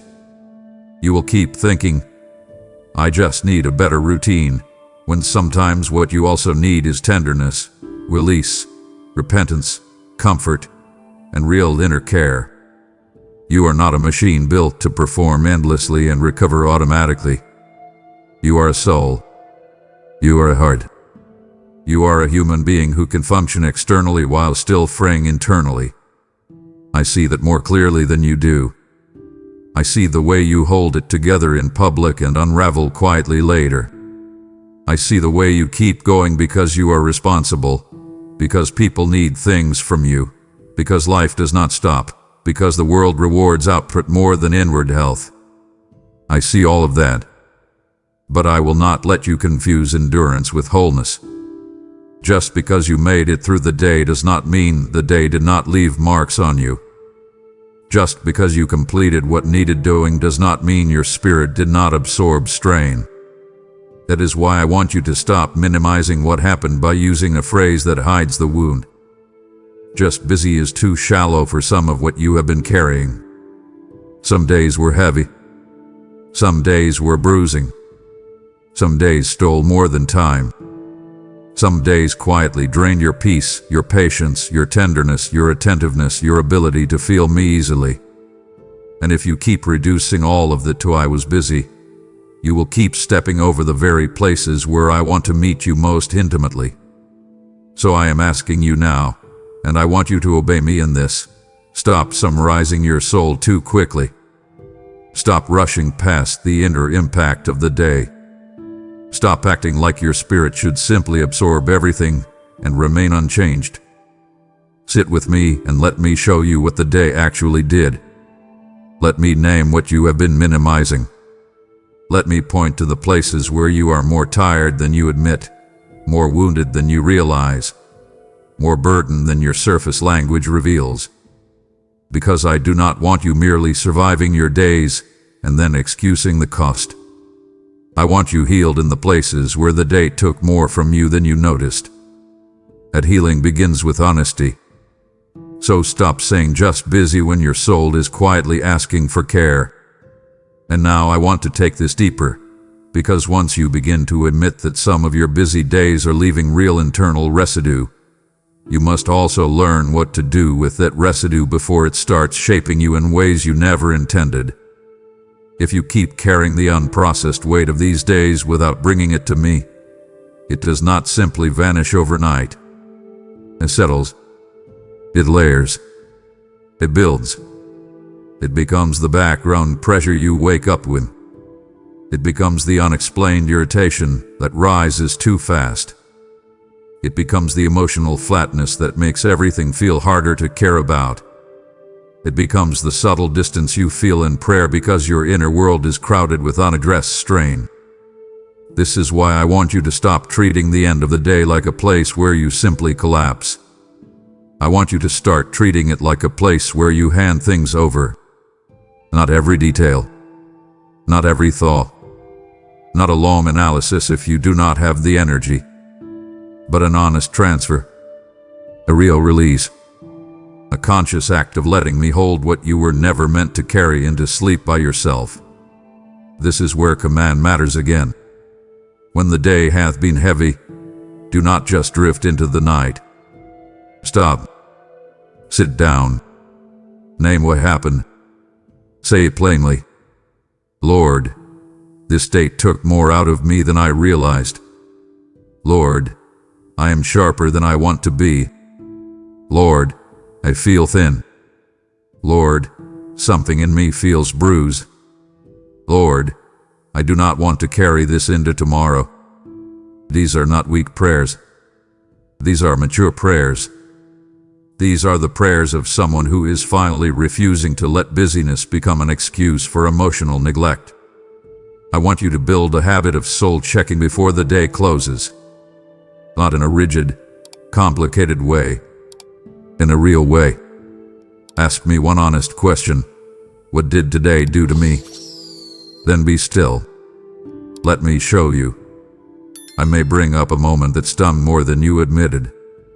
I may show you where you swallowed anger. I may reveal the place where you felt overlooked. I may uncover fatigue that has gone beyond simple tiredness into depletion. I may expose a fear you kept outrunning. I may show you where you overextended yourself to the point that your inner life started paying the bill. Whatever I reveal, do not rush past it. Say there with me. Let me touch it. Let me name it. Let me soften it. Let me help you release it. And if repentance is needed, repent. If comfort is needed, receive it. If gratitude is needed, offer it. If boundaries are needed, accept them. This is what it means to stop calling every wound just a busy day. It means you become attentive to the true condition of your soul, and you let me shepherd you through it instead of forcing yourself to just move on. I also want you to stop glorifying the kind of busyness that consistently leaves you spiritually undernourished. The world will praise you for being constantly occupied. It will admire your output, your responsiveness, your availability, your efficiency. But if that pace keeps leaving your inner life bleeding quietly in corners no one sees, do not call it noble. Do not romanticize depletion. Do not wear exhaustion like proof of significance. If your schedule is repeatedly stealing the very tenderness that keeps you alive in me, then something must be reevaluated. That does not always mean drastic change overnight, but it does mean honest assessment. Ask me where the pace is too costly. Ask me where your yes has become undisciplined. Ask me where your soul is paying for what your ego, fear, obligation, or habits keep allowing. Then listen. And when I show you something, do not just admire the insight. Respond. Cut back where needed. Step back where needed. Simplify where possible. Protect what restores. Guard the spaces where your soul can breathe. And when the day still gets heavy, because some days will, do not let it end without transfer. Hand it over. Release it. Give me the bruised places before sleep. Let me tend what the day touched. Let me wash the residue off your spirit. Let me reduce what has been swelling inside you. Let me bless the place that feels overworked and under-healed. Because I am not only interested in whether you got through the day, I am deeply concerned with what the day is doing inside you while you are getting through it. That is why I am telling you now with both tenderness and authority. Stop calling it just a busy day when your soul is quietly bleeding. Name the truth. Bring me the impact. Let me tend the hidden cost. Let me care for the places no one else sees. Let me show you that your soul deserves more than being endlessly spent and quickly excused. Sit with me tonight. Ask the question. Let the real answer rise. Then give me what the day took from you. I can restore what you have been carrying too long. You have seen that not every busy day is harmless. And now I show you that every surrendered act can become healing for another soul who is quietly bleeding. There are hearts breaking behind schedules, spirits thinning behind responsibilities, and I am sending my word like oil to their wounds through this message. When you give, you are pouring that oil. You are lifting burdens you may never see. You are stepping into the quiet work of restoration with me. Did I not say, he who refreshes others will himself be refreshed? and I speak that promise directly over your life now.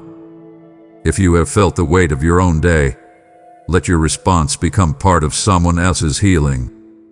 Through Super Thanks, membership, or PayPal, the link is in the description, you turn compassion into action and presence into provision.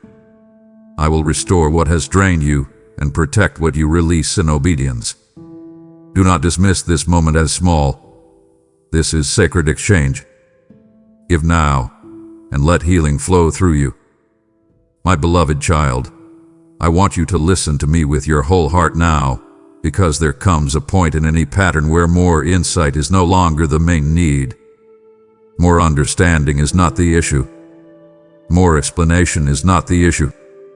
More awareness, more conviction, more emotional resonance, more stirring language. None of that changes anything if it never reaches the place where you actually choose. And tonight, I need to tell you plainly, you do not need another warning tonight.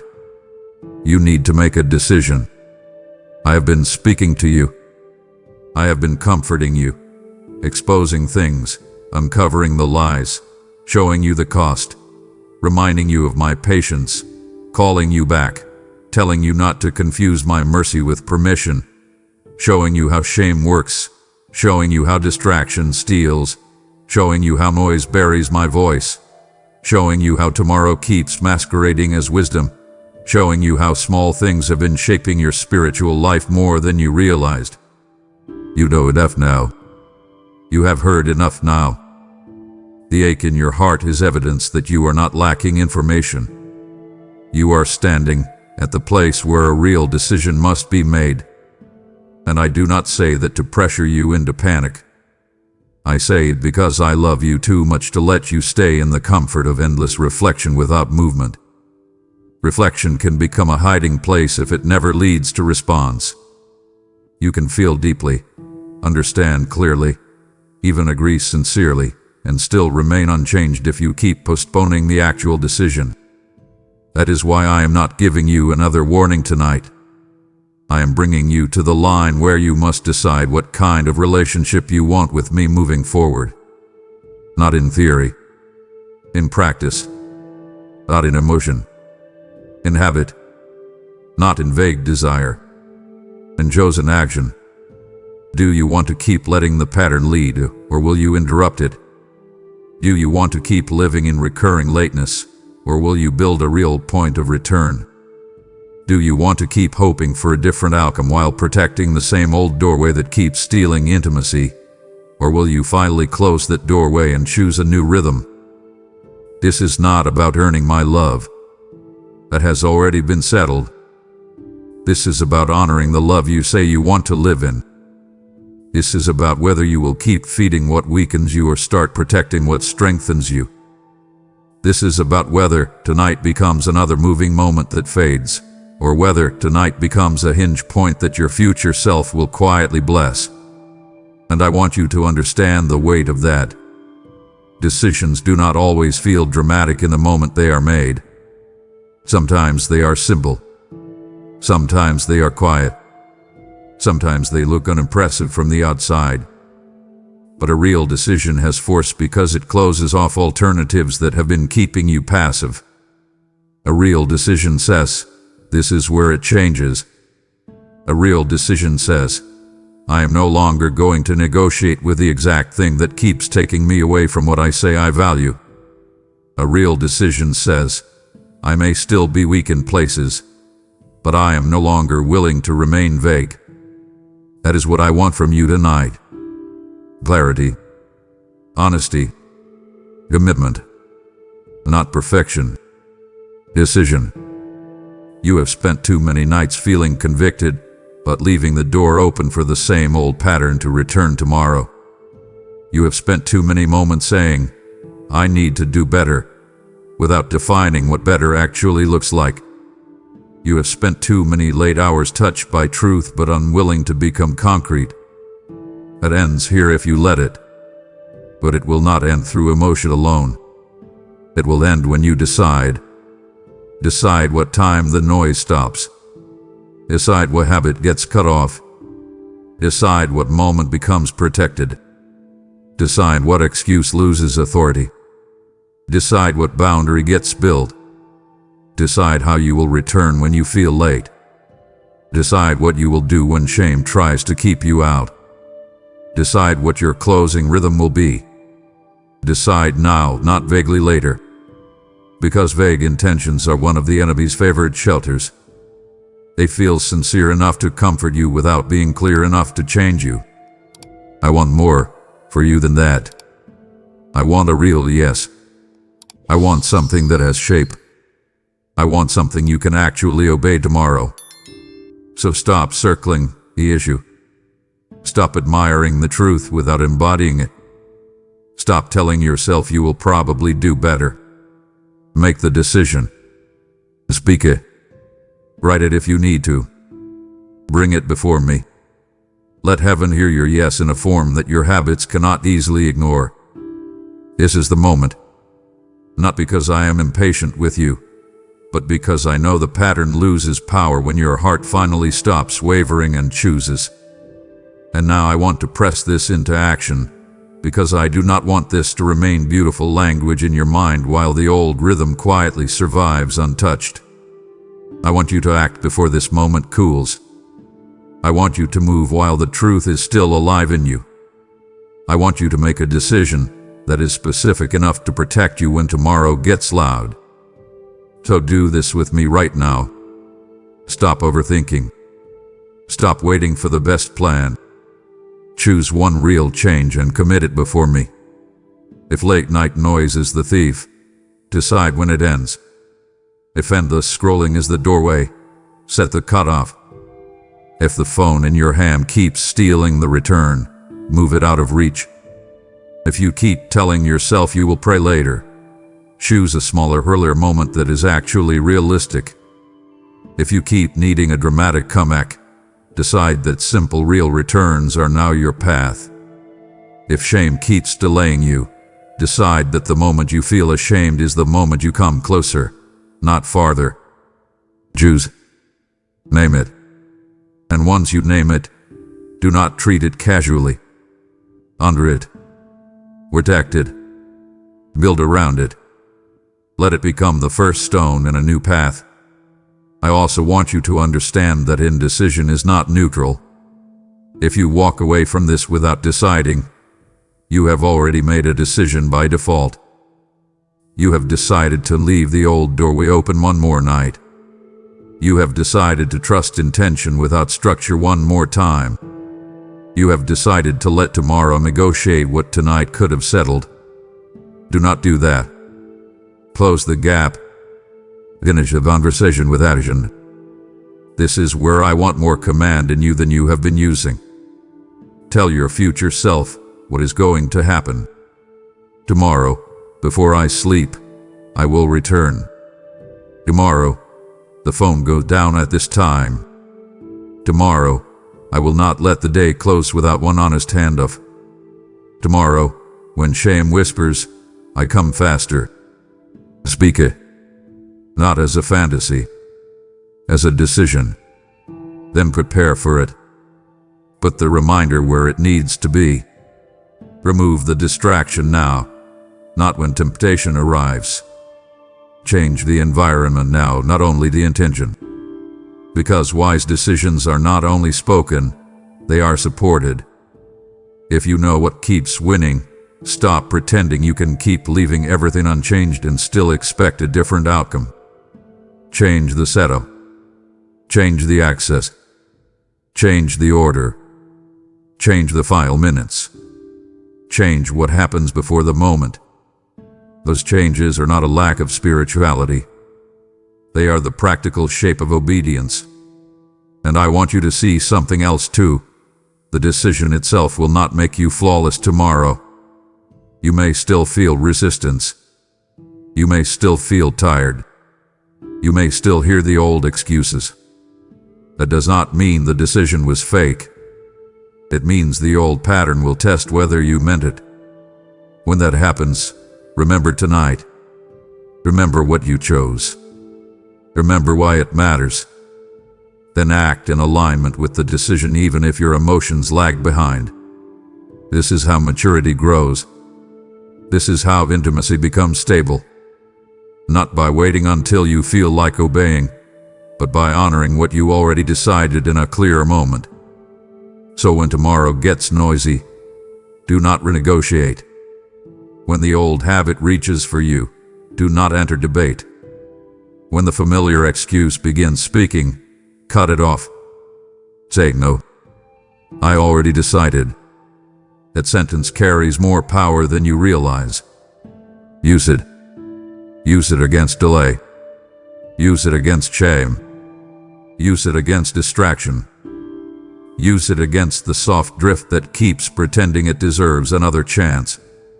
So, I already decided. Then come to me. Even if it is brief. Even if it is imperfect. Even if it is not emotionally powerful. Come because you decided. Come because love made a choice. Come because tonight became more than another stirring moment. I am asking you now with all the authority and tenderness of a father who sees exactly where this path can lead if you choose rightly. Do not leave this as another warning. Let it become a decision. Make it before me. Seal it with action. Build around it. Protect it tomorrow.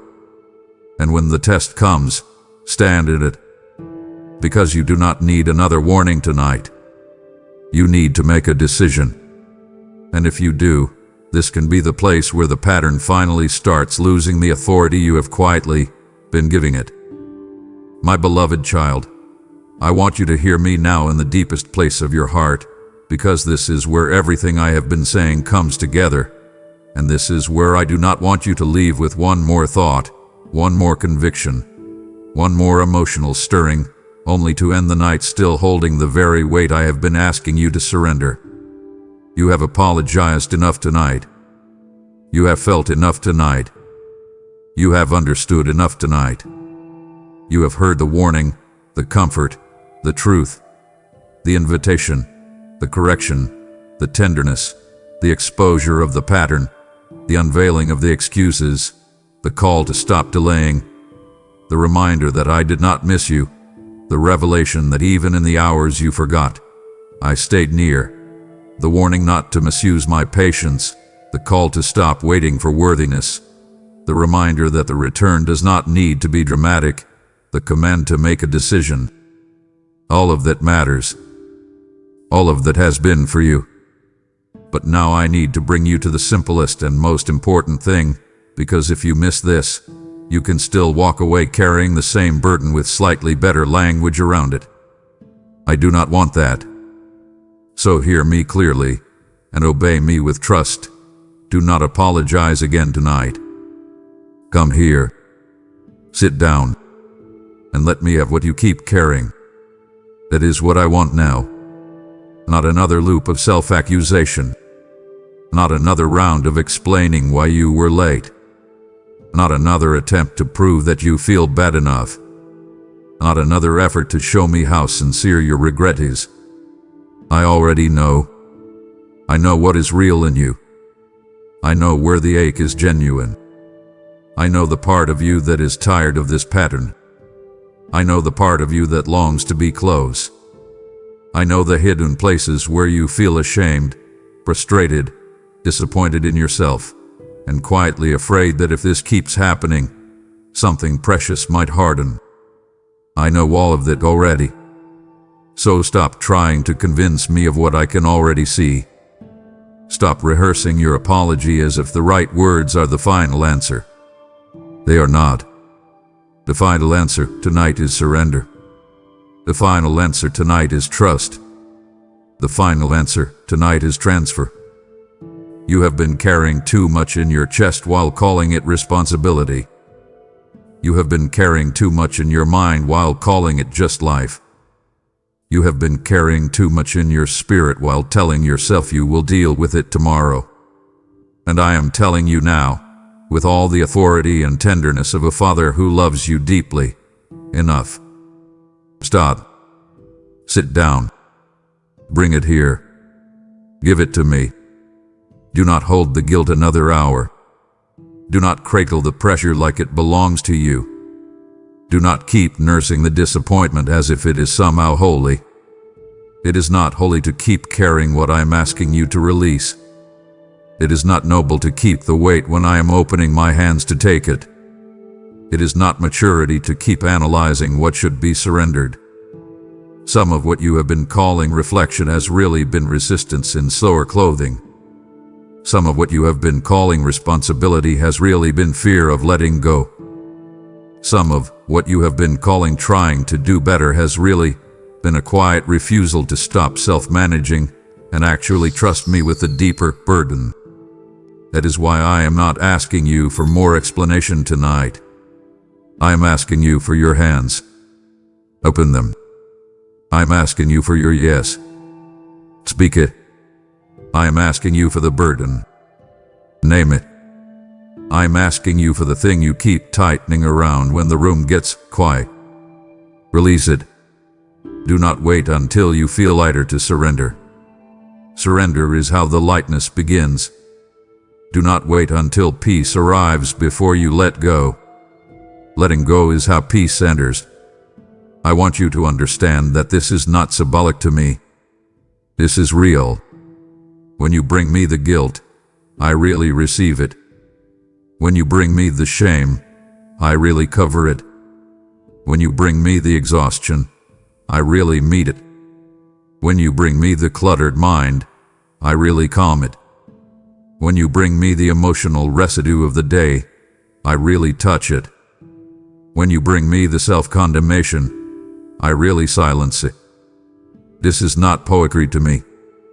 This is relationship. This is exchange. This is what I died to give you access to. So stop standing at the edge of it as though you are still auditioning for permission. You have permission.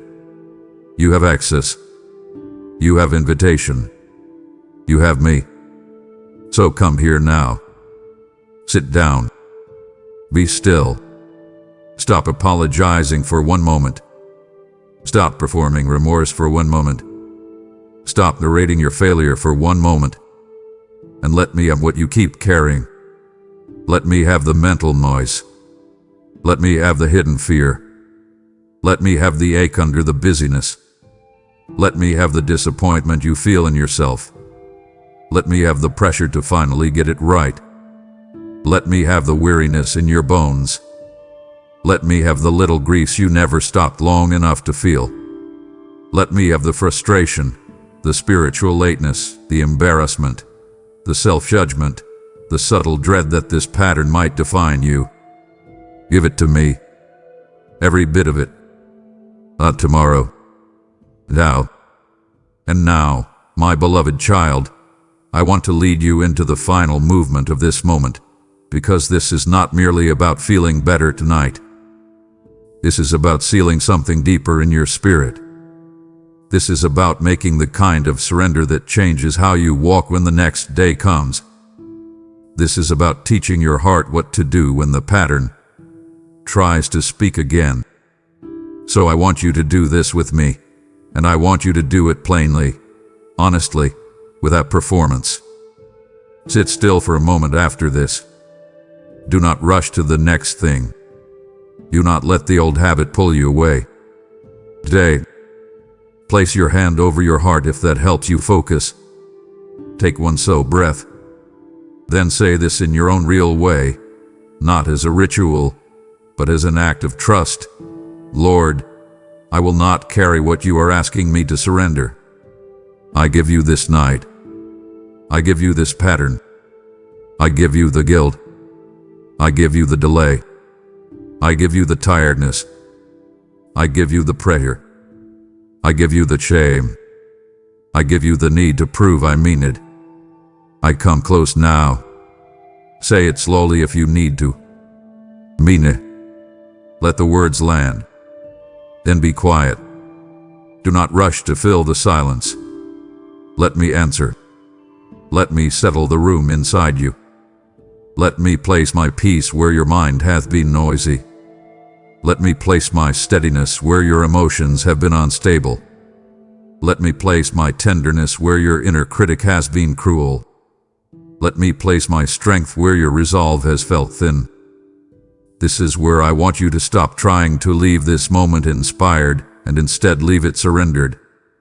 Inspiration fades. Surrender roots. Emotion rises and falls. Surrender changes posture. A strong feeling can carry you for an hour. A real yielding can reshape how you meet tomorrow. That is why I want you to end this message not with intensity for its own sake, but with a clean, deep, settled yes. A yes that says, I am done treating delay like my master. A yes that says, I am done asking shame for permission. A yes that says, I am done confusing business with harmlessness. A yes that says, I am done waiting for a better tomorrow to do what I can do tonight. A yes that says, I return in the real moment, not the ideal one. A yes that says, I will protect the doorway. A yes that says, I will come even when I feel late. But listen carefully. Do not make that yes in your own strength. Make it in partnership with me. Say, I cannot sustain this by striving, so I receive your help. Lead me tomorrow. Interrupt me tomorrow. Remind me tomorrow. Strengthen me tomorrow. Pull me back quickly tomorrow. Ask me for help specifically. Invite me into the next test before it comes. Tell me when the noise rises, remind me. When the excuse whispers, interrupt me. When the old habit reaches for me, steady me. When I feel ashamed, draw me faster. When the day gets crowded, help me return in the middle of it. When the night comes, do not let me close the day without you. That kind of invitation matters. It is not weakness. It is wisdom. And I want you to understand one final thing before this closes. This pattern is not your identity. This delay is not your name. This inconsistency is not your future unless you keep agreeing with it. You are not defined by the nights you came late. You are formed by what you choose when you hear my voice calling you now. And I am calling you now. Not into fear. Not into pressure. Not into performance. Into my presence. Into my peace. Into my covering. Into a truer rhythm. Into a clearer surrender.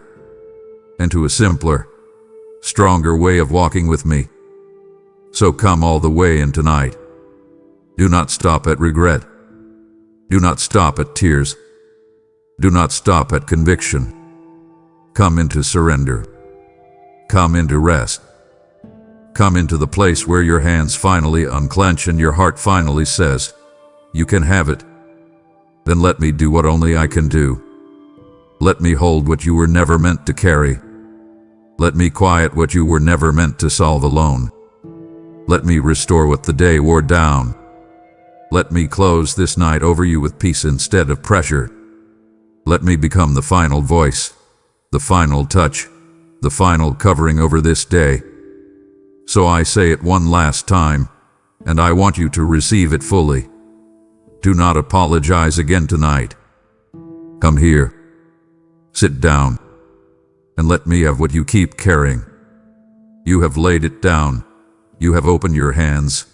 And now I invite you into one more act of surrender that carries eternal weight. What you release in this moment does not just lighten you. It becomes provision for my work to reach those still holding what you just surrendered. This is how my kingdom moves, through open hands, through willing hearts, through those who trust me enough to give when I ask.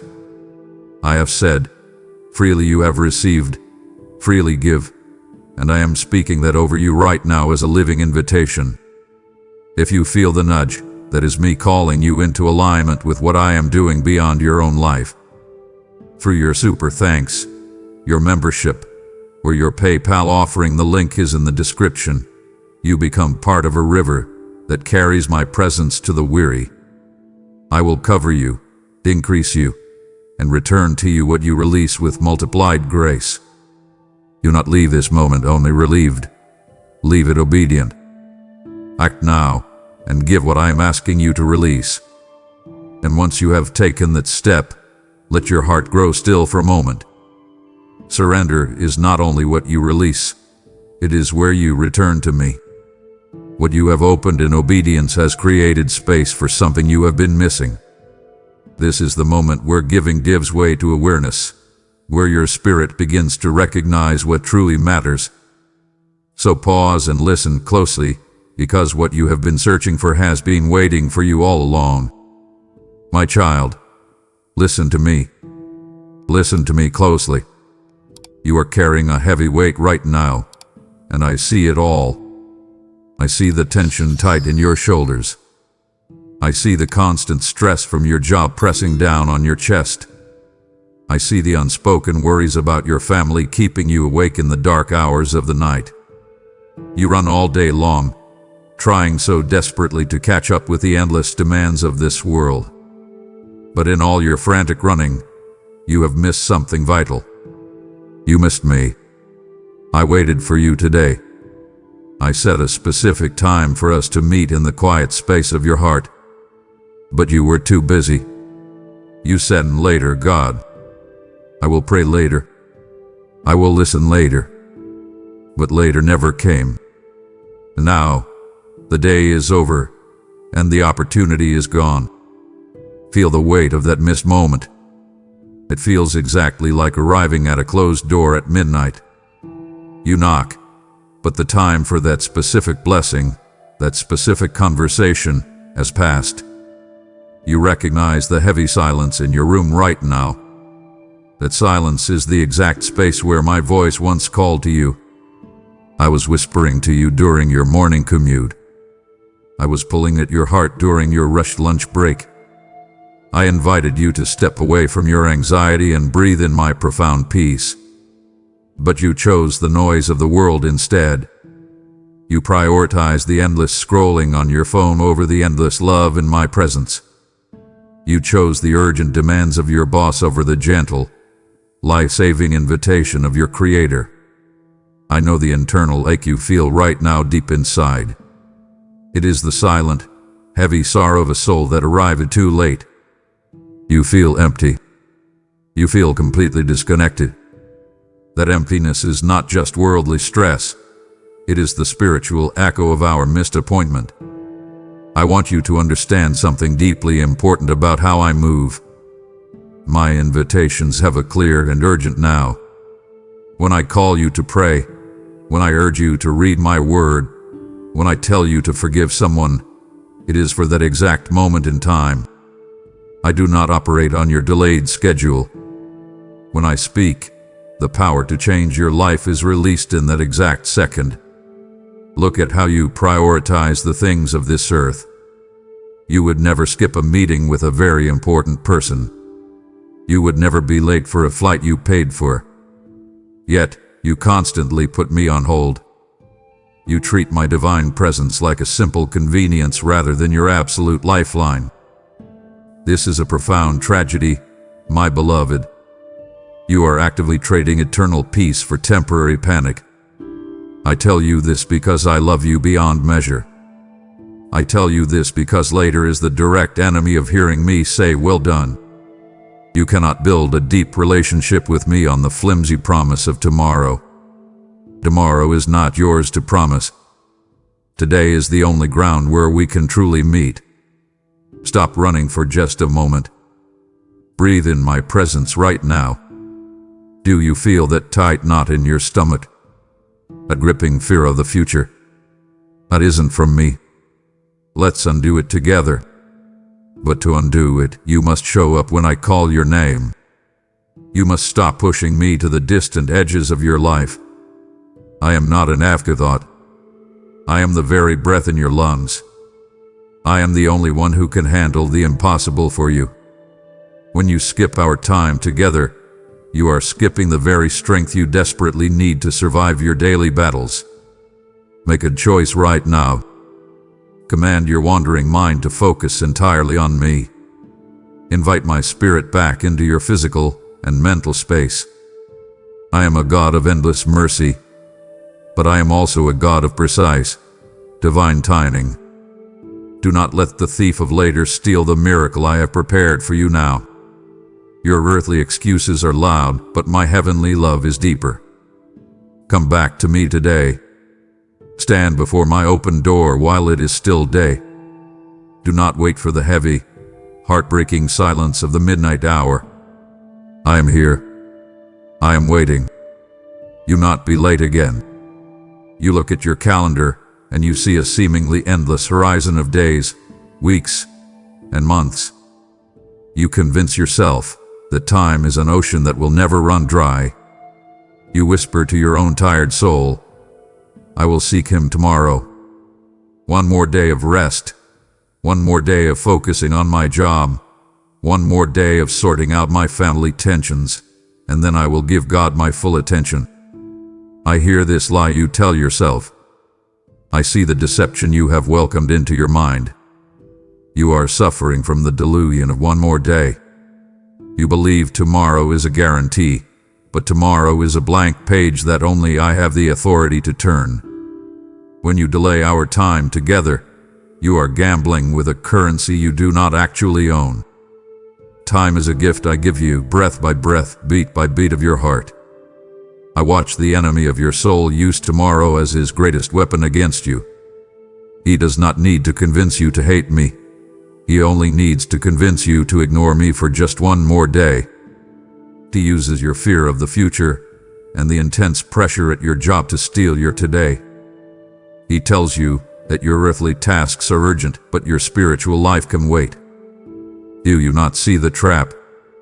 By always pushing me to tomorrow, you ensure that I am never a part of your today.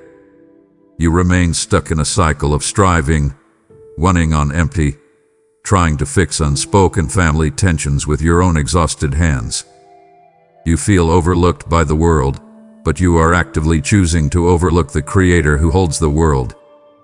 Your heart is slowly hardening through this repeated delay. Every time you skip our meeting, a tiny layer of frost forms over your spiritual sensitivity. It is like leaving a soft piece of clay out in the sun. The longer you leave it untouched by my hands, the harder and more rigid it becomes. You lose the ability to feel my gentle nudges. You lose the peace that I want to pour into your anxious mind. The resonance of my calling starts to fade away, drowned out by the loud demands of your daily life. You start to believe that the noise of the world is the only reality, completely forgetting the quiet, life-giving power of my voice. Listen to my warning. The night is coming when no man can work. There is a time when the sun will set on the specific opportunities I have placed in front of you. You are assuming the daylight will last forever. Look around you. See the fading light. See the fleeting nature of this world. You are counting your money. You are counting your tasks, but you are failing to count the immense cost of the hours you cannot reclaim. An hour spent in my presence equips you for a lifetime of battles. An hour skipped is an hour you face the storm entirely alone. Stop believing the lie of tomorrow. Command your body to wake up. Invite my presence into your actual, messy, busy today. I am calling you right now, not tomorrow morning. You feel that deep breath you need to take before facing a hard challenge. Take it now and breathe me in. I am offering you the exact strength you need for the pressure at your job. I am offering you the exact wisdom you need for your family. Do not let one more day rob you of the miracle I have for you in this very second. Step out of the delusion and step into my eternal reality today. You stand before me like a tree covered in thick, green leaves. From a distance, you look so impressive to the people around you. You go to work. You manage your household. You pay your bills and you keep up a good appearance. You want everyone to see how busy and productive you are. But I do not look at you from a distance. I walk right up to you. I reach into your branches. I am looking for fruit, but I only find leaves. You are caught in the trap of the barren fig tree. You have the appearance of life, but you are lacking the actual substance of my spirit. Your procrastination has caused you to grow a beautiful exterior, while your inner spiritual life remains completely barren and empty. I am the patient gardener. I have watered you with my grace. I have dug around your roots with my teachings. I have given you time, resources, and endless love. But the season for bearing fruit is now. You cannot stay in a state of spiritual stagnation forever. You think this stagnation is comfortable. You think that by avoiding deep prayer, by avoiding the hard work of reading my word, you are protecting your limited energy. But this comfort is actually a curse. It is a cage that keeps you small. You feel a knot in your stomach because deep down, you know you were made for so much more than just surviving the work week. You were created to bear fruit that changes the lives of everyone around you. Look closely at the people in your life. Look at your children, your spouse, your friends, and your coworkers. They are walking through a dry, confusing world. They come to you hungry. They are looking for peace. They are looking for wisdom. They are looking for a glimpse of my love. But because you have skipped our time together, because you have procrastinated your own spiritual growth, you have nothing real to offer them. You only offer them the rustling leaves of your own anxiety and stress. You missed the profound opportunity to nourish others in their deep hunger because you refused to let me nourish you first. You must recognize a vital truth today. There is a massive difference between waiting on God and making God wait. You tell yourself you are waiting for a better season, a less busy time, a moment when you feel more prepared. And oh, my child, you are making me wait. I am standing ready with a banquet of power and peace, and you are leaving me waiting at the table while you chase the wind. You are treating my divine schedule as if it is subject to your earthly convenience. This must stop today. You must tear down the idol of your own timing. Come to me right now and offer me your barren branches. Ask me to prune away the dead leaves of your excuses. Invite my living water to flow deep into your roots. Do not wait for the finality of a season that has officially passed. Do not wait until the harvest is over to realize you never planted any seeds. The time to grow is today. The time to bloom is right now. Do not be satisfied with just looking good on the outside. Command your spirit to draw deeply from my love, so that you can bear the rich, life-saving fruit you were always destined to produce. I must speak to you now about a very painful reality. It is a truth born out of my perfect justice and my deep love for you. There is a sobering moment when my spirit ceases to strive with a person's constant delays. You have heard me call your name time and time again. I have opened doors for you, laid out clear paths, and offered you specific, life-changing grace. But you skipped the appointment. You walked away. You chose the temporary comforts of this world over the eternal weight of my glory. You assume that because I'm a loving father, the door to every opportunity will remain forever propped open. But I tell you this, some portals of destiny do not stay open forever. You will eventually feel the withdrawal of a specific grace that was once freely offered to you. It feels like reaching out to grab a lifeline, only to find empty air. It feels like standing on a train platform, watching the train pull away, knowing you had the ticket, but simply refused to board in time. I want you to clearly understand the difference between my eternal love and my specific timing. I will never stop loving you. My love for you is vast, unconditional, and forever. But my divine appointments, my specific assignments for your life, are tied to the urgency of the now. When you skip these moments, the Spirit whispers with a heavy heart, "Not this time." Imagine the deep, agonizing grief of standing outside the wedding feast. You can hear the beautiful music inside. You can hear the laughter and the joy of those who arrived on time and prepared their hearts. but you are standing outside in the cold dark because you thought you could delay your preparation. You thought the bridegroom would wait for you to finish your worldly tasks. This is the reality of missing a divine moment. You miss the celebration. You miss the specific miracle I had scheduled for your presence. You feel the pain of being overlooked by the world at your job. But the greatest pain is realizing you overlooked the invitation of your Creator. You feel the sting of this truth. Do not run away from it. Let it sink deep into your reality. Finding the humility to accept the severe consequence of a skip is the first step toward true healing. You cannot rewind the clock. You cannot force a closed door to open just because you finally decided you are ready.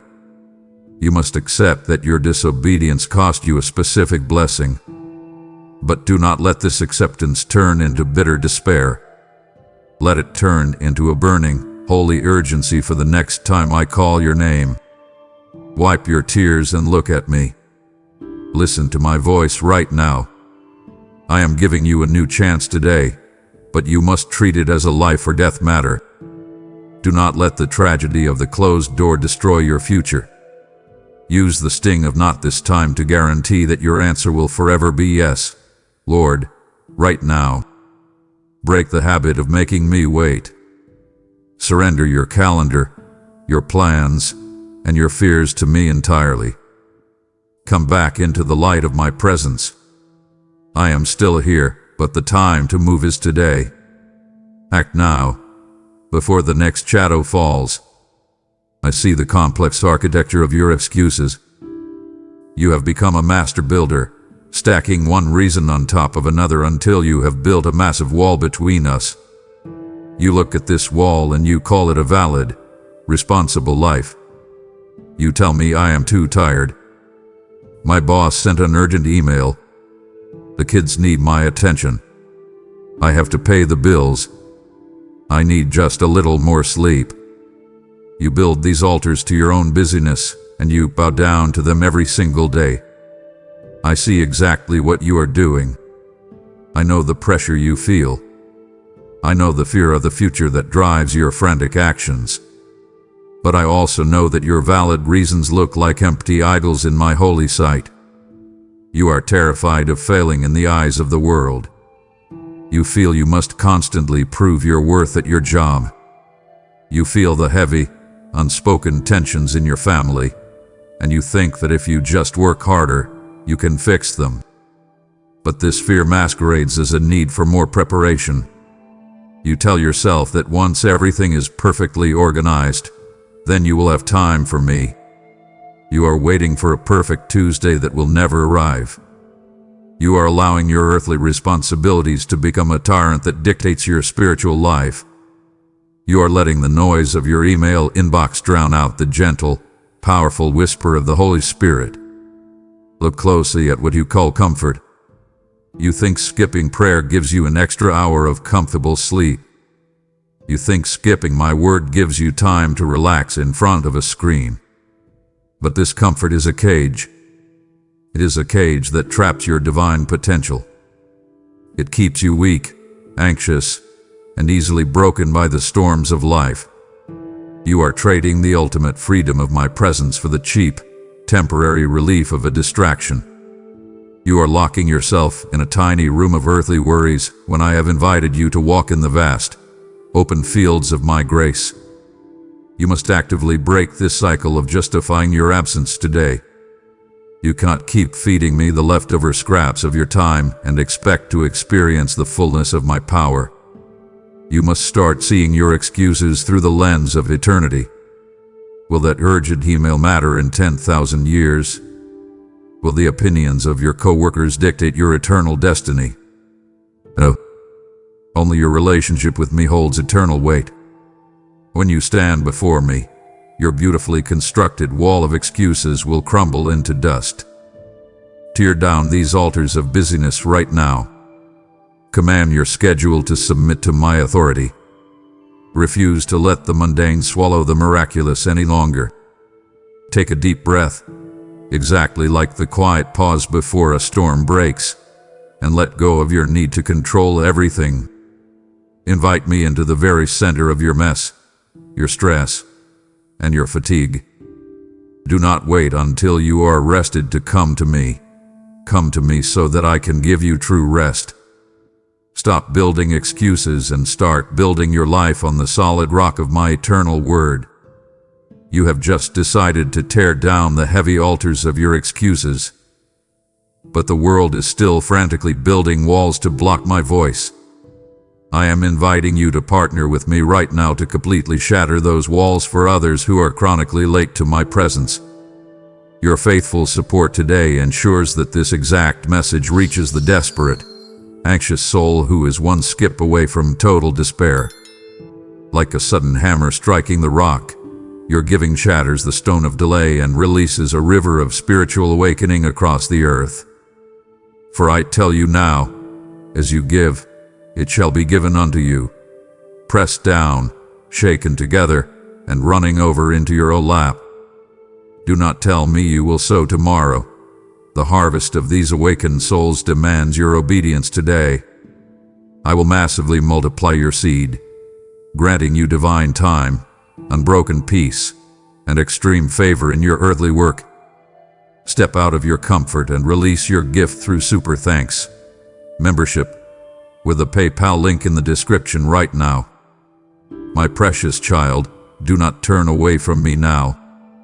We have only just begun to tear down the heavy walls you have built, and it breaks my heart to see you even consider walking away when your true freedom is right in front of you. If you close this message now, you will walk right back into the crushing anxiety of your job and the silent tension of your home, entirely alone. Stay with me. Listen closely to what I have to say next. Do not grieve my spirit by leaving our appointment early. I am speaking directly to your survival today, so give me your complete attention. You believe that missing just one day of prayer is a minor thing. You think to yourself, it is only one morning. God understands my pressure. I will simply catch up tomorrow. But I want to show you the high, devastating cost of the skip mentality. There is a heavy, cumulative effect to your minor disobedience. It starts as a single skipped day. Then it becomes 2. Then a week passes. Then a month. How missing one day makes the next skip incredibly easy. Your conscience stops bothering you. The silence in your room no longer feels alarming. It just feels normal. You are slowly normalizing your distance from the creator of the universe. This erosion of spiritual discipline is silently destroying your divine intimacy. It is like a boat tied into a dock. When you skip your time with me, you untie the rope. You might not notice the movement at first. The water seems calm. But slowly, inch by inch, the current of the world pulls you away. You get further and further from my voice, further from my protection, further from the deep peace I designed for you. Before you know it, you are stranded in the middle of a dark, turbulent sea, wondering how you got so far away from home. You drift because you stopped choosing to drop your anchor in my presence every single day. When you adopt this skip mentality, you lose your rightful place in the vanguard of my movement. I have a massive, dynamic plan unfolding in this world right now. I am looking for frontline soldiers. I am looking for people who are awake, alert, and listening for my immediate command. But because you are constantly skipping out, because you are late to the post, I have to pass over you. You lose the honor of being used for my greatest works. You are stepping out of the stream of my miraculous power and settling for a dry, ordinary existence on the riverbank. Think of the missed miracles that were specifically scheduled for your presence. I had a word of comfort for you yesterday that would have solved the tension in your family. I had a clear strategy for your career that would have removed the pressure at your job. I had a divine appointment for you to help a broken person you walked past on the street. But you were not there. You skipped the meeting. The miracle was ready, but the recipient was absent. You cannot afford to live this way, my child. The stakes of your daily life are far too high. Turn your drifting ship around right now. Throw your anchor back into the solid truth of my word. Command your body and your mind to return to the discipline of daily, intimate conversation with me. Do not let the current of the world dictate your direction for one more second. Step out of the shadows of your absence and step back into the bright light of my purpose. I am calling you back to the front lines. I am calling you back to the miraculous life. Do not skip my call today. Answer me now, and watch how I restore the intimacy you thought you had lost forever. I want to take you back to a story you have heard many times, but today I need you to hear it as if I am speaking it directly into your current reality. You remember the parable of the 10 virgins. 5 were wise, and 5 were foolish. You see yourself as one of the wise ones because you know my name and you go to church. You carry a lamp. You look like a follower. You sound like a believer. But I look inside your vessel, and I see that you are running entirely on empty. You have a lamp, but you have no flame. You are trying to survive the intense pressure at your job with a dry spirit. You are trying to navigate the unspoken tensions in your family with no oil in your heart. You think you can simply borrow strength when the crisis hits. You think you can rely on your spouse's faith, your mother's prayers, or your pastor's devotion. But I tell you the absolute truth. You cannot borrow oil at the midnight hour. You must gather your own oil today. You must build your own relationship with me right now.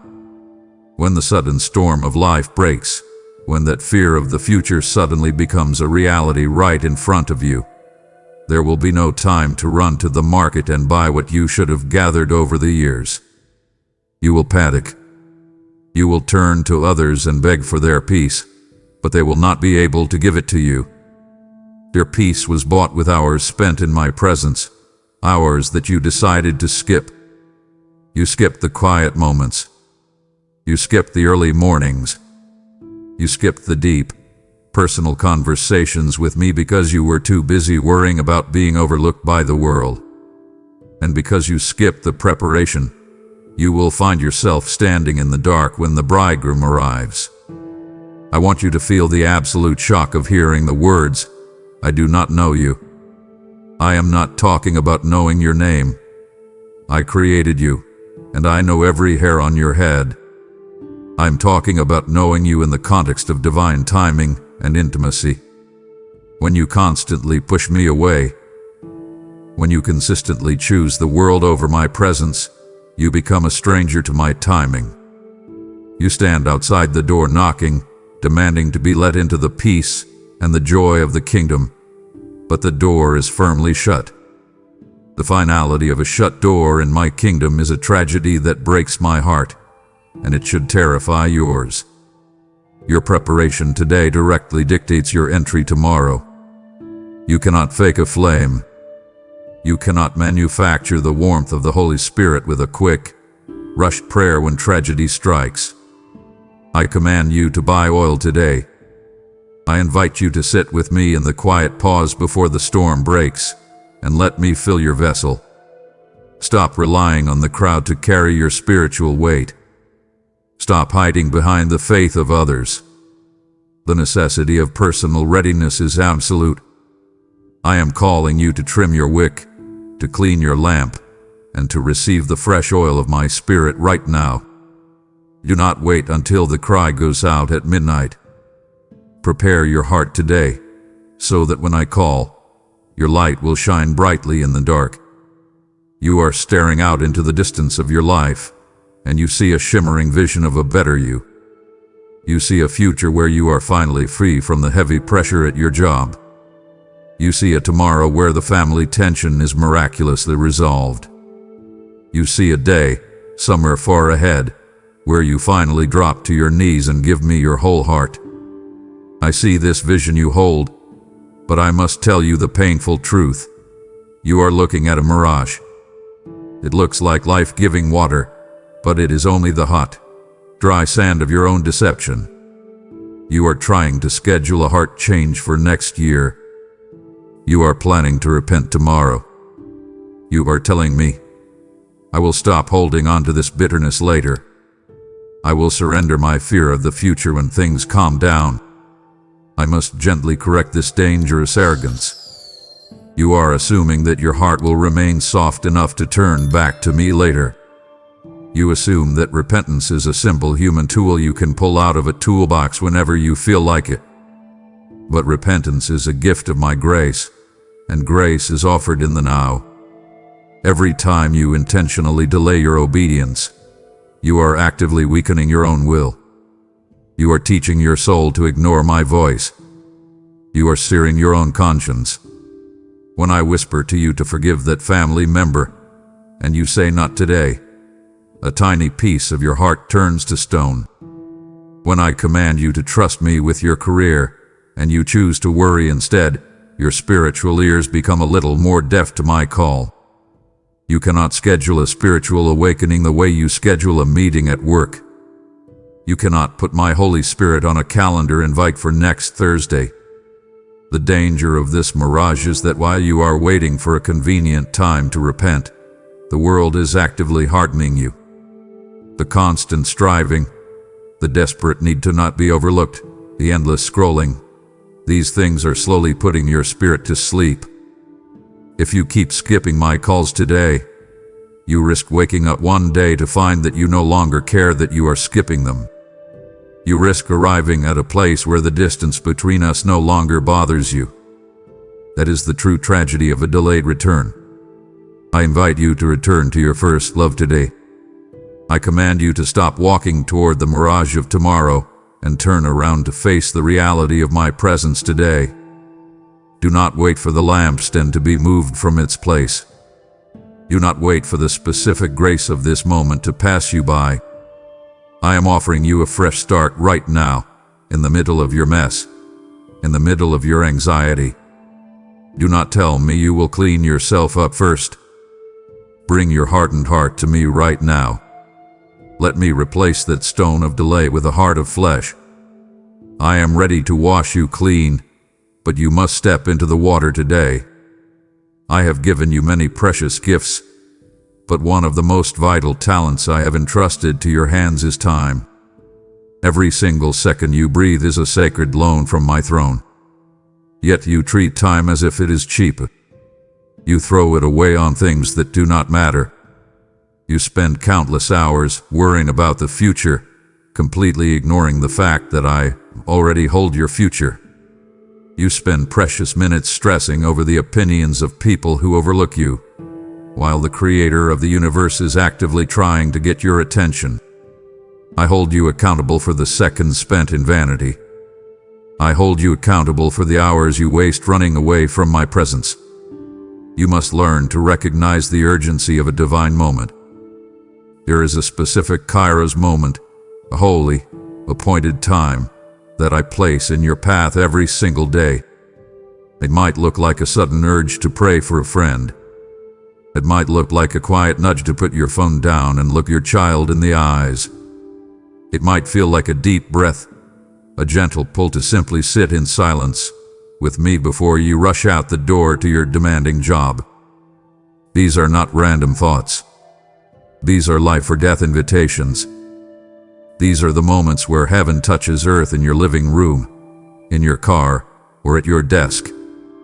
But because your mind is completely consumed by earthly deadlines, you skip right past the heavenly appointments.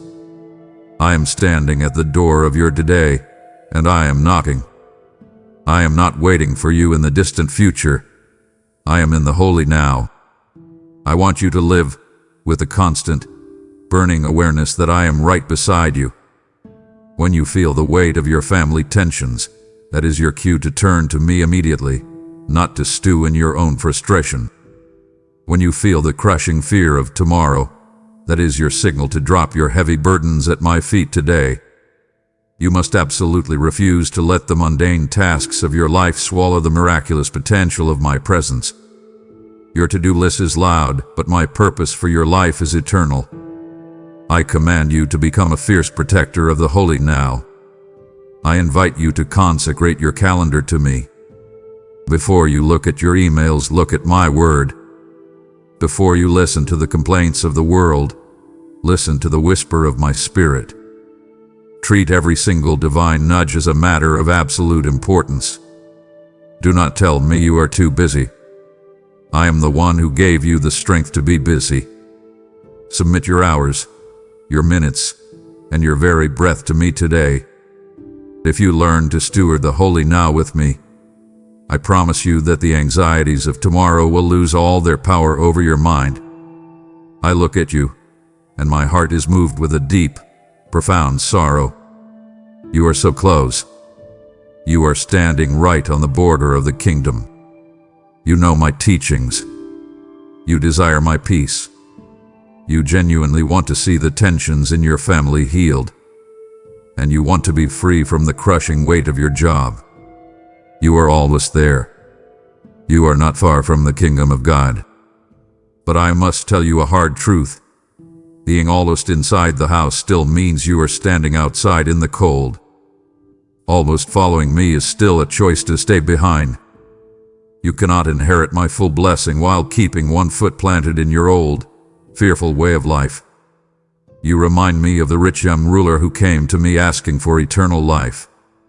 He wanted the blessing, but he did not want to let go of his worldly security. When I asked him to surrender his wealth and follow me, he walked away with a heavy heart. You are doing the exact same thing today. Your wealth might not be money. Your wealth is your control. Your wealth is your reputation at work. Your wealth is your carefully managed schedule. I am asking you to surrender those things, to drop the plow of your own striving, and follow me. But you look back. You look back at the opinions of others. You look back at your fear of failure. And in looking back, you become unfit for the incredible work I have called you to do. Do you not see the tragedy of the almost disciple? You endure all the struggles of living in this broken world, but you miss out on the supernatural power I offer to overcome it, simply because you hesitate to fully commit. You stand at the edge of the Jordan River, looking at the promised land of peace and purpose, but you refuse to step into the water. You miss your spiritual inheritance, because you are afraid to get your feet wet. You say to me, I intended to pray today. I intended to forgive them. I intended to trust you. But intentions do not open the gates of heaven. Intentions do not break the chains of anxiety. Only obedient action does. I command you to convert I intended to into I did. I invite you to step over the line today. Stop lingering in the doorway of decision. The sorrow of walking away from my true calling is a weight far heavier than any pressure your job could ever place on you. Do not be the disciple who almost changed the world. Do not be the child who almost experienced true freedom from fear. Drop your heavy nets of excuse right now. Turn your eyes completely away from the things that hold you back. Take my hand, step fully into my presence, and let us walk into your divine inheritance today. I am waiting for your total yes. You are no longer the almost disciple standing on the border. You have chosen to step fully into the rushing waters of my now. I am calling you to prove that total commitment by joining my urgent rescue mission for those still lingering in the dangerous shadows of delay. Every seed you plant today becomes a spiritual lifeline, pulling a hesitant, terrified soul out of the darkness and into my eternal kingdom. You are sowing pure light into the darkest, most crowded spaces of the internet, igniting a wildfire of immediate repentance. I declare over you, he who supplies seed to the sower and bread for food will absolutely multiply your store of seed and enlarge the massive harvest of your righteousness. The time to act is strictly this exact second, before another precious child walks away with a heavy heart. I will violently rebuke the devourer for your sake, protecting your finances and flooding your home with supernatural provision.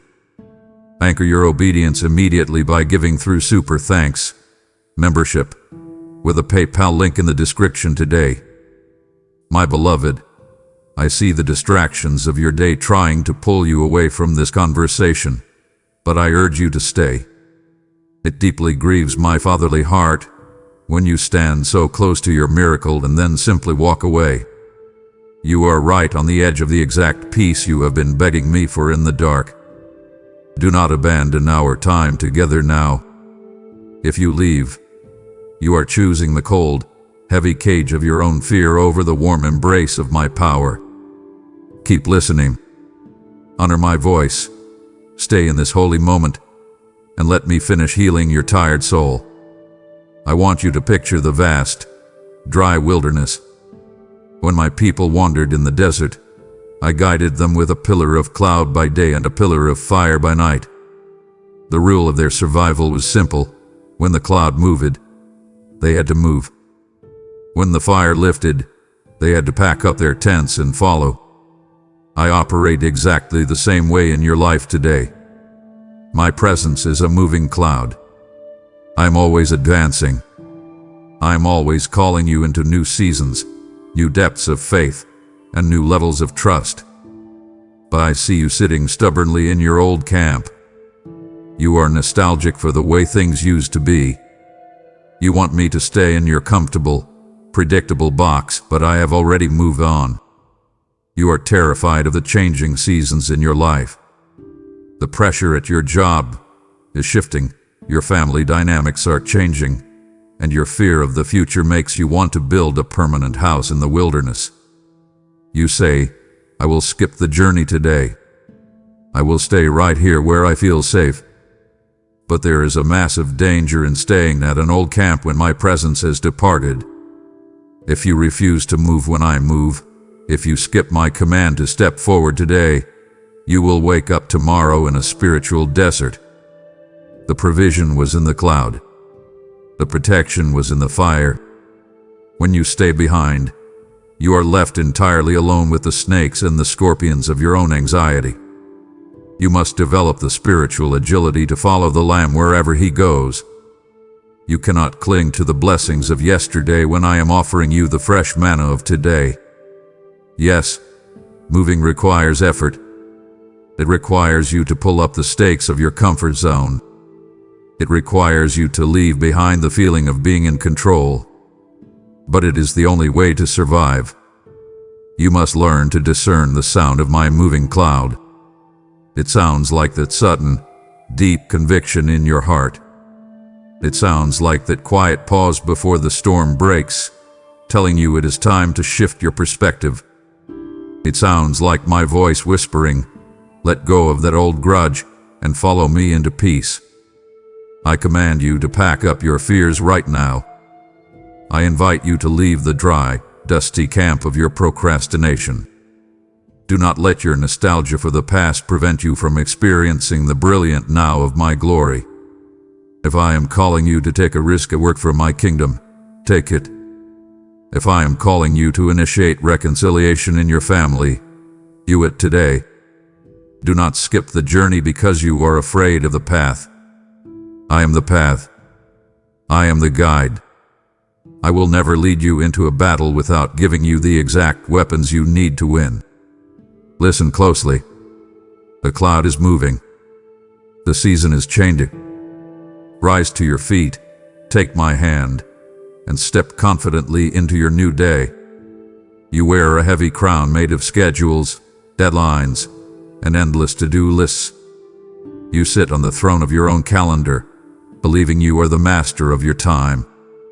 I see the deep exhaustion this illusion causes you. You try to manage every minute of your day to survive the pressure at your job and the unspoken tensions in your family. You think that if you just organize your life a little better, you will finally have time for me. But you are entirely deceived by the illusion of self-managed timing. You are trying to fit the creator of the universe into a small, 15-minute slot between your meetings and your meals. I do not operate on your earthly clock. My throne and your clock operate on entirely different scales. I want you to struggle with the pride of thinking you can catch up whenever you wish. You tell yourself, I am too busy today, but I will give God a whole hour on Sunday. You assume time is a resource you can save and spend like money. But time is a river, and you cannot step into the same water twice. When you skip your time with me today, you cannot manufacture that exact moment tomorrow. Your self-managed timing is actually slowly destroying your peace. You are constantly running late in your own mind, constantly feeling overlooked by the world, and constantly fearful of the future. Why? Because you refuse to relinquish the crown of your calendar to me. Submit your today to the Creator of time right now. Hand over your heavy, impossible schedule to my capable hands. I invite you to step off the throne of your own life and let me take my rightful place. When you try to manage your own timing, you only produce anxiety. When you trust my divine urgency, you produce lasting, unshakable peace. I see the exact moments you need to rest, and I see the exact moments you need to fight. I know when you need to speak up at your job, and I know when you need to sit in silence with your family. Trust my urgency over your perceived convenience. Sometimes I will interrupt your perfectly planned day with a sudden need to pray. Sometimes I will ask you to pause right in the middle of your most stressful task. Do not skip these interruptions. These are the exact moments where I am trying to save you from your own striving. I am offering you the profound peace that comes entirely from synchronized steps with your Father. Imagine walking perfectly in step with me, never running ahead in panic, and never lagging behind in apathy. Take a deep breath right now, like that quiet pause before a hard rain falls, and release your grip on your schedule. Command your racing mind to stop and acknowledge my sovereignty over your day. I promise to multiply your time when you give your first fruits to me. I will give you the wisdom to handle the pressure at your job with supernatural grace. I will give you the exact words to heal the tension in your family. What you must let me lead. Surrender your clock to my throne today. Step into the beautiful, unhurried rhythm of my grace, and you will never feel late again. You are walking through your days with your eyes half closed. You are suffering from a deep, dangerous spiritual lethargy. You go to your job. You deal with your family. You pay your bills, but your spirit is fast asleep. I see the heavy slumber that has fallen over you. You have allowed the world to sing you a deadly lullaby. The world tells you to just survive, to just make it through the week, to just numb your fear of the future with mindless entertainment. You are scrolling through your phone, watching hours slip away while your soul slowly starves. You are skipping the very things that give you life because you are too spiritually sleepy to care. I am calling out to you with a loud, urgent voice today. Awake, O sleeper. Rise from the dead, and I will shine my light upon you. You cannot afford to sleep through this critical season of your life. The pressure at your job is not just a worldly problem. It is a spiritual battle, and you are fighting it in your pajamas. The unspoken tensions in your family are not just personality clashes. They are targeted attacks on your peace, and you are entirely unarmed. How can you protect your home when you are asleep at the guard post? How can you hear my voice when your ears are filled with the noisy lullaby of this temporary world? You must wake up before the sun sets on your opportunities. I am visiting your life every single day, but you are missing me because you are not paying attention. Imagine the utter shock of a sudden, divine visitation while you are completely asleep. I knock on the door of your heart with a specific miracle, a specific answer to the fear that keeps you up at night. But you are too groggy to answer.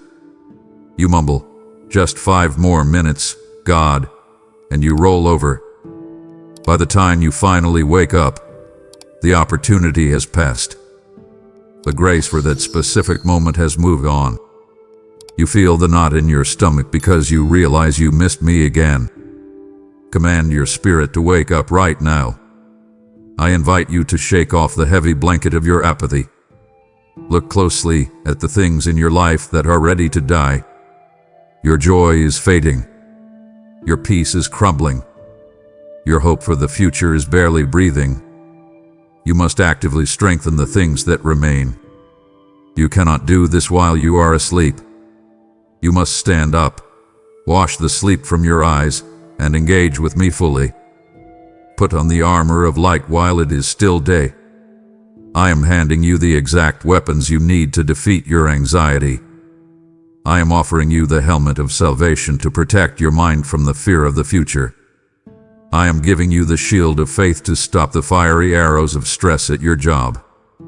But armor does no good for a sleeping soldier. You must choose to put it on. Step out of the shadows of your spiritual slumber and step into the bright, waking reality of my presence. I am here to revive you. I am here to awaken your true purpose. Open your eyes right now and let us walk into the daylight together. You think your choices only affect you. You believe that when you skip your time with me, you are the only one who pays the price.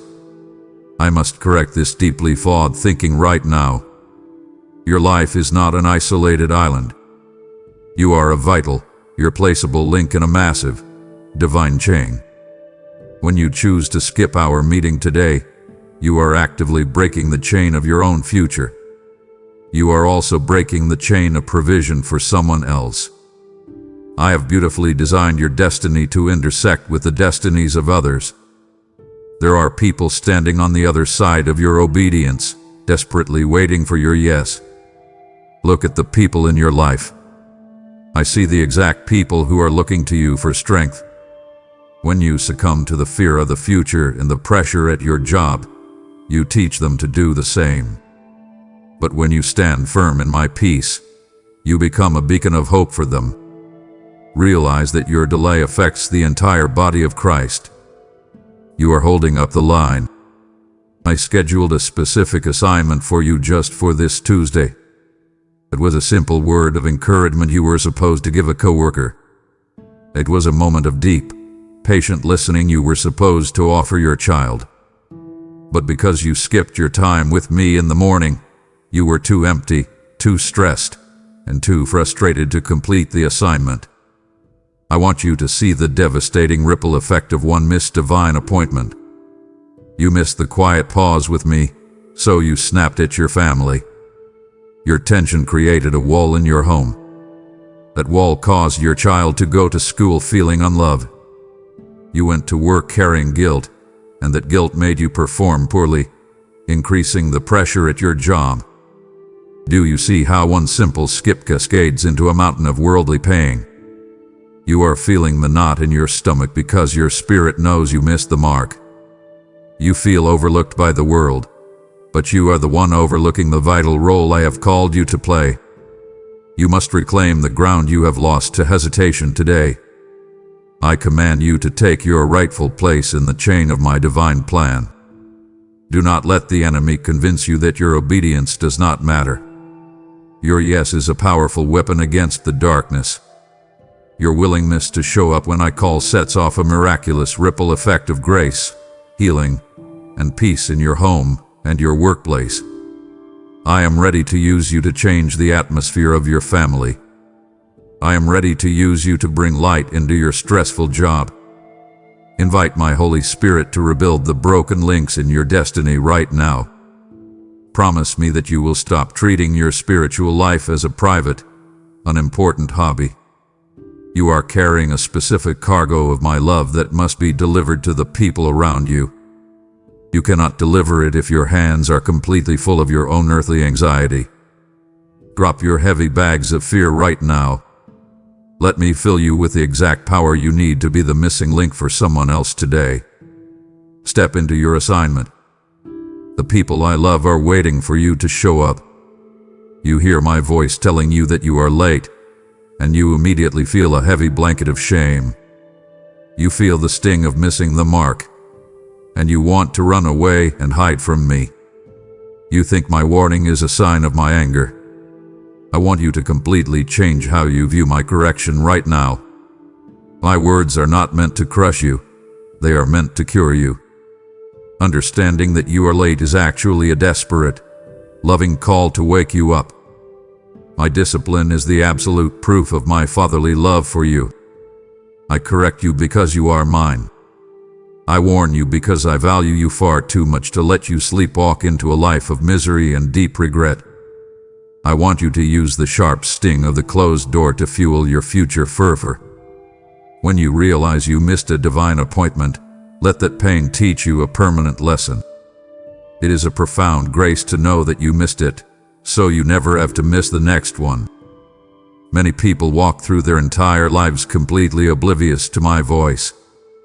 They never feel the conviction of a skipped meeting because their hearts are entirely numb. The fact that you feel bad about being late proves that your spirit is still alive. It proves that you still deeply desire my presence. You must actively turn your regret into a holy, burning hunger for me today. Do not sit in the dark room of your own shame. Shame is a toxic trap designed to keep you paralyzed. Shame tells you that because you failed yesterday, you will definitely fail tomorrow. I reject that lie over your life right now. I use the painful reality of too late to teach you the incredible, life-saving value of now. You felt the emptiness of handling your job pressure alone today. You felt the cold isolation of facing your family tensions without my wisdom. Let that emptiness drive you straight back into my open arms. I command you to wash your face and step out of your shame right now. I invite you to look at my warning as a beautiful, flashing beacon of rescue. I am intervening in your destructive cycle of delay. I am pulling you out of the frantic, exhausted rat race of this world. I am telling you, stop running. Stop striving. Come sit with me. I am offering you the exact peace you have been desperately searching for in all the wrong places. Take a deep breath right now, right in the middle of your messy day. You feel that slight release in your chest. That is my mercy washing over you. I am completely wiping your slate clean. I forgive your delays. I forgive your procrastination. But you must use this mercy to change your actions today. Let the warning wake you up to the absolute necessity of my daily presence.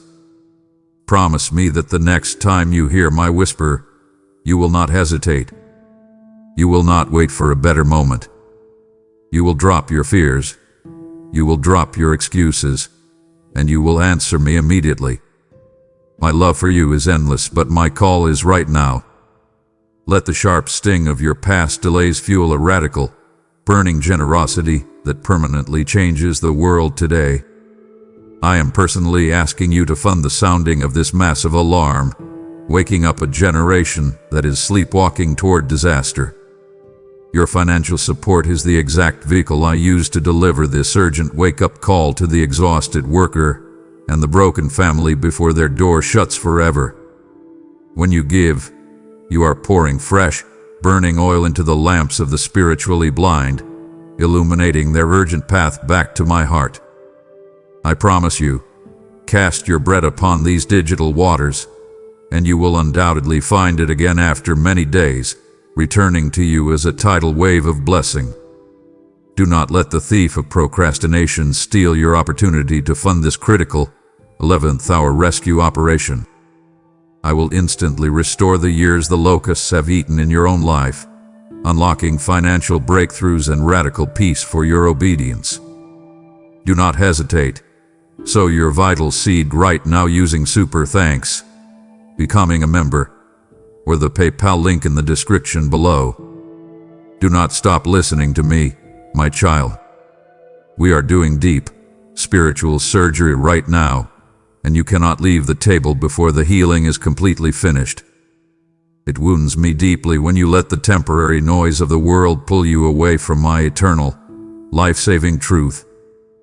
The enemy wants you to click away, to go back to your rushing, your striving, and your endless worrying. Resist him. Stay right here with me. If you leave now, you risk letting your heart turn right back to stone.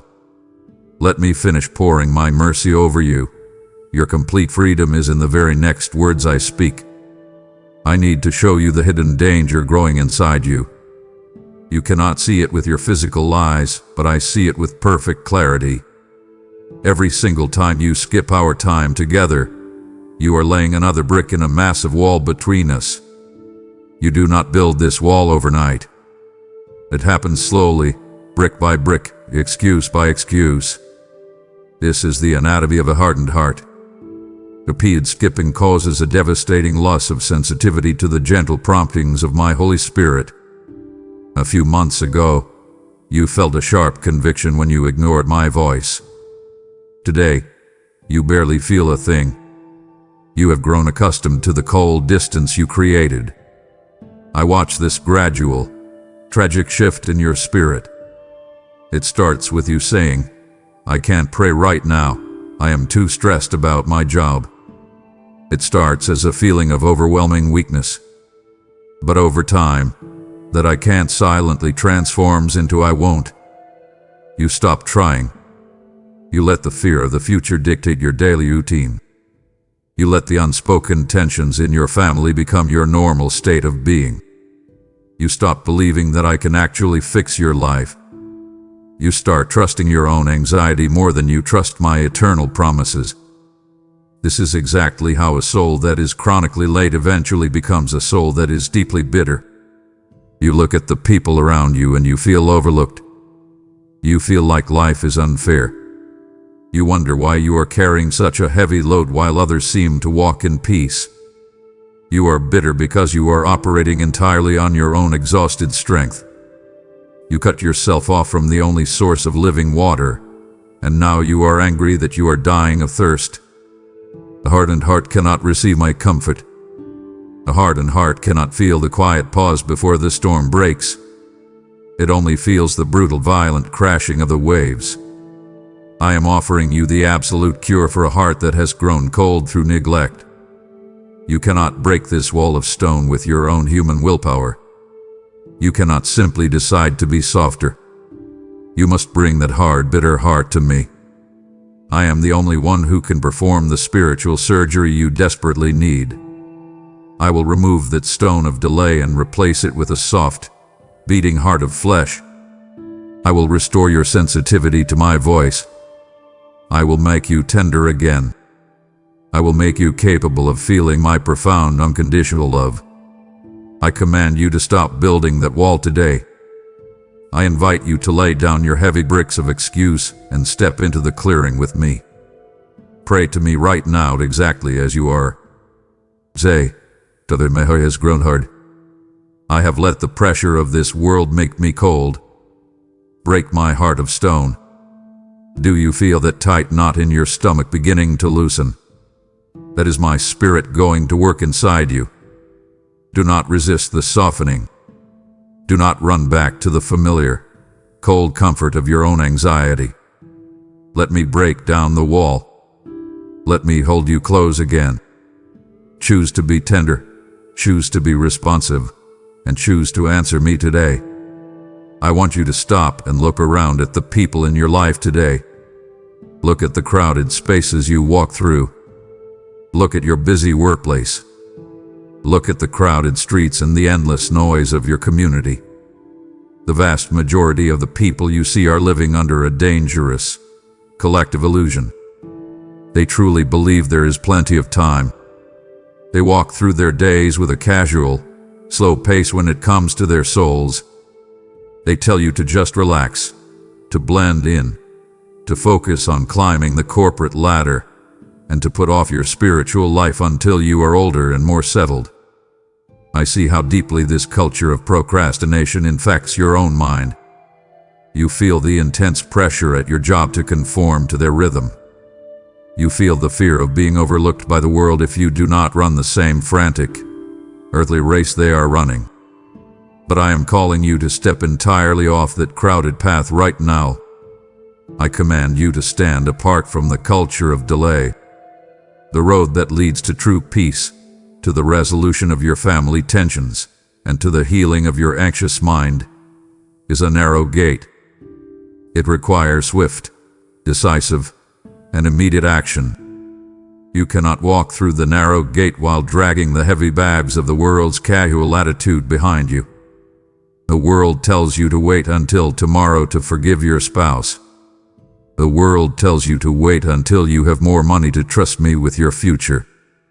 You not see how this slow pace is actively robbing you of my power. You are letting the spiritual laziness of your coworkers and your neighbors dictate your own spiritual sprint. I invite you to break free from their sluggish rhythm today. Refuse to let the slow, apathetic pace of this world slow down your desperate run toward my presence. Think of the shepherds on the night my son was born. When the angels delivered the message, the shepherds did not sit around discussing their busy schedule. They did not say they would visit the manger after they finished managing your sheep. They moved with sudden, beautiful haste. They ran toward the miracle. I am asking you to emulate that exact same haste today. When you feel my gentle pull on your heart in the middle of your stressful workday, I want you to run toward it. When you feel the deep breath of my spirit inviting you to pause before a storm breaks in your home, I want you to drop everything and answer me. Your immediate obedience is the only thing that will shield you from the crushing fear of the future. I know the deep loneliness you feel when you choose this urgent way. It is profoundly lonely to be the one who runs toward me while everyone else around you is loitering in their own comfort. You feel isolated at your job when you choose integrity over cutting corners. You feel isolated in your family when you choose quiet prayer over loud, angry arguments. But I promise you, you are never actually alone. I am running right beside you. I am matching your every stride. Do you feel that tight knot in your stomach when you think about standing out? Give that knot to me right now. Command your heart to embrace the urgent way. Choose the narrow gate today, and I will give you a supernatural peace that the crowded, delaying world will never, ever understand. I hear the quiet, defeated whisper in your mind every single day. I ask you to step up. I ask you to lead your family in peace.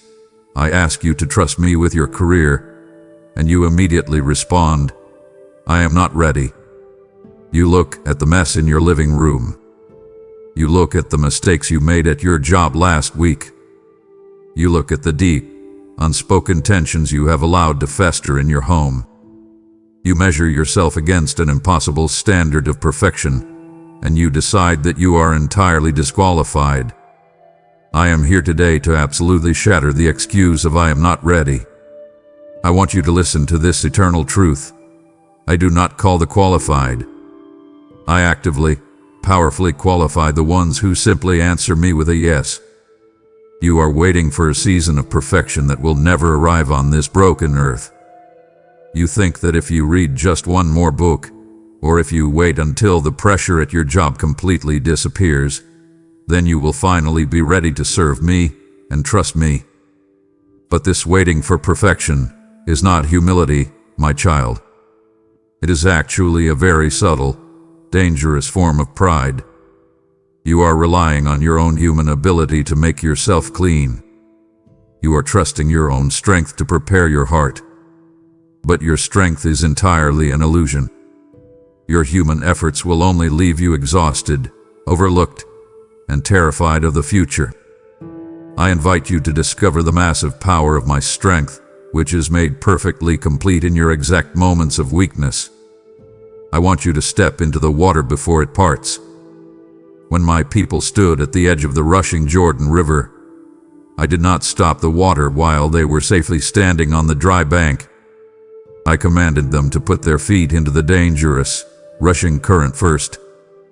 The miracle only happened after they took the step of unready obedience. You want the tension in your family to vanish before you start acting with love. You want the fear of your future to disappear before you start trusting me. But you must step into the rushing water of your daily life first. You must forgive your family member while your heart still hurts. You must praise me at your job while the pressure is still crushing your shoulders. I command you to learn that immediate obedience is the absolute best form of preparation. You will never feel fully ready to face the giants in your life, but you do not face them alone. Let go of your paralyzing fear of failure right now. You are so afraid of making a mistake that you are making the ultimate mistake of missing my divine timing. You feel the tension tight in your neck right now. That is the physical weight of your "I am not ready" excuse. Drop it. I am giving you permission to be imperfect. I am giving you permission to come to me exactly as messy and as stressed as you are today. Say yes to me right now, in the middle of your chaos, and watch how my grace completely overrides your lack of preparation.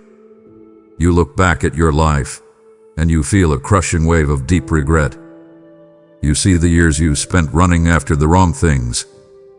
You see the countless hours you wasted worrying about the future, striving for a promotion at a job that easily overlooked you, and ignoring the growing tensions in your own family.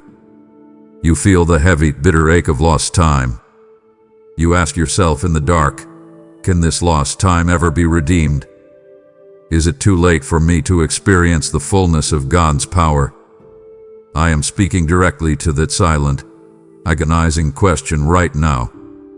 I am the creator of the universe, but I am also the absolute master of time. I can, and I will redeem the years that you thought were gone forever. I invite you to seek my face right now for a massive, double portion of my grace. You feel like you are entirely behind in the race of life. You feel like a laborer who showed up at the very last hour of the day, hoping for just a scrap of reward. But do you remember the story of the 11th hour laborers? The master of the vineyard paid them the exact same wage as those who worked all day. My economy of grace does not operate on your human logic. If you surrender your whole heart to me right now, in this late hour of your specific struggle, I will pour out a blessing so large it will completely erase the deficit of your past delays. I promise you today, I can restore the years the locusts of delay and procrastination have eaten. The enemy sent swarms of distraction, fear, and anxiety to consume the harvest of your early years. He wanted you to look at your barren fields and simply give up. But I am commanding a new season of sudden, supernatural growth in your life. I am going to take the painful lessons of your past failures and use them as the fertilizer for your future miracles. Because you now know the bitter taste of missing my voice, you will become the most attentive, desperate listener in my kingdom. I am shifting you from being chronically late to actively leading others into my presence. But this radical shift requires your absolute, total surrender. You cannot reclaim your lost watch by applying the same tired, anxious efforts that lost it in the first place. You must relinquish control over your remaining days. Command your mind to stop looking backwards with heavy shame. Your past is a closed door, but your now is a wide open field of grace. Take a deep breath right now. Feel the oxygen filling your lungs. That breath is a fresh, brand new opportunity to get it right. Surrender your anxiety about your career to me. Surrender your broken family dynamics to me. Give me the broken pieces of your lost years, and I will build a testimony of redemption that will absolutely stun the people who thought you were finished. I have not only called you to wake up for your own survival, I have called you to wake up so you can save the people around you. You are no longer just a passenger in this journey. I am officially assigning you the heavy, vital responsibility of the watchman. When you stand on the wall and you see the enemy of anxiety, fear, and division marching toward your home, you cannot remain silent. You cannot just lock your own door and let the rest of your family be destroyed. I am holding you accountable for the lateness of your brothers and sisters. If you see your spouse drowning in the exact same fear of the future that used to trap you, and you say nothing, their continued pain is on your hands. You must begin to sound the loud, clear trumpet in your own home. I am not telling you to become a harsh, angry preacher who constantly criticizes your family. It only creates more unspoken tension. I am commanding you to sound the trumpet by living a life of radical, undeniable peace. When the pressure at your job hits a boiling point and your coworkers are falling apart in panic, I want you to stand perfectly still and display my unshakable calm. That calm is the loudest trumpet blast you can ever blow. It warns them that their worldly striving is failing, and it shows them that a better, divine way actually exists. I am placing the heavy burden of this current, delaying generation directly onto your shoulders. I want you to look very closely at your children, or the young people you influence. They are watching your every single move. They are actively learning how to manage time, stress, and fear by watching how you manage yours. If they see you constantly skipping your prayer time because you are too busy answering work emails, you are actively teaching them that the world is more important than their creator. You are teaching them to be late for their own divine appointments. I invite you to aggressively model the now lifestyle for them. Let them see you drop everything to seek my face. Let them hear you apologize when you lose your temper due to stress. Let them see what immediate, humble repentance looks like in real time. You are called to become the primary catalyst for a massive spiritual awakening in your own home. Do not wait for a pastor or a teacher to fix your family tensions. I have placed my spirit inside of you. You have the authority to command the atmosphere of your living room. Command the spirits of division, anxiety, and constant delay to leave your house right now. Step fully into your role as the watchman today. Keep your eyes wide open, keep your heart fiercely tender, and refuse to let the people you love sleepwalk into the trap of procrastination ever again. I am with you, and I will give you the exact words to say when the moment arrives. You have accepted the heavy, glorious mantle of the watchman, and now it is time to forcefully blow the trumpet. I invite you to stand on the wall with me and practically support the broadcasting of this life-saving warning to the absolute ends of the earth. Your immediate generosity empowers this channel to reach the chronically late, pulling them out of their toxic slumber and into my urgent grace. Your giving is the spark that sets the dry, dead brush of this apathetic culture ablaze with the undeniable fire of my Holy Spirit. Hear my voice declare over your life. Bring the whole tithe and offering into the storehouse, and see if I will not throw open the floodgates of heaven to pour out so much blessing that there will not be room enough to store it. The enemy is working overtime to silence this message, making your immediate, decisive action a matter of absolute spiritual warfare. I will fiercely guard your family, multiply your earthly resources, and establish your legacy as a champion of my kingdom. Sound the alarm with your generosity right now by using Super Thanks, joining as a member, or clicking the PayPal link in the description. My child, the finish line of our conversation is in sight, but you must not walk away before I give you my final command. It would absolutely shatter my heart to see you give up when I am about to hand you the specific keys to your entire family's peace. Do not let the sudden rush of your busy schedule steal these last, crucial minutes from us. To stop listening now is to reject the heavy, beautiful calling I am placing on your life today. Honor the deep, unconditional love I am pouring out for you. Stay with me to the very end, because what I say next will change your tomorrow forever. You spend hours crafting the perfect plan for your day. You block out your time for your job, your time for your chores, and your time for your rest. You hold onto this schedule with a tight, anxious grip, believing that if you just stick to the plan, you can finally control your fear of the future. But I want to remind you of a fundamental truth that you constantly forget. I am the sovereign king of the universe, and I possess the absolute, undeniable right to interrupt your plans. When I suddenly whisper to your heart to change your direction, and you refuse because it does not fit your schedule, Your skip is not just a minor mistake. It is a direct affront to my lordship over your life. You call me Lord, but you treat me like a consultant whose advice you can either take or leave depending on your mood. This must end today. I am inviting you into the profound, breathtaking beauty of a life that is completely on call for the king. Think of a doctor who is on call. They do not get angry when the phone rings in the middle of the night. They expect the interruption, and they move immediately because lives are at stake. I want you to adopt that exact same mindset for your spiritual life. The lives of your family members, the peace of your coworkers, and the destiny of your own soul are actively at stake every single day.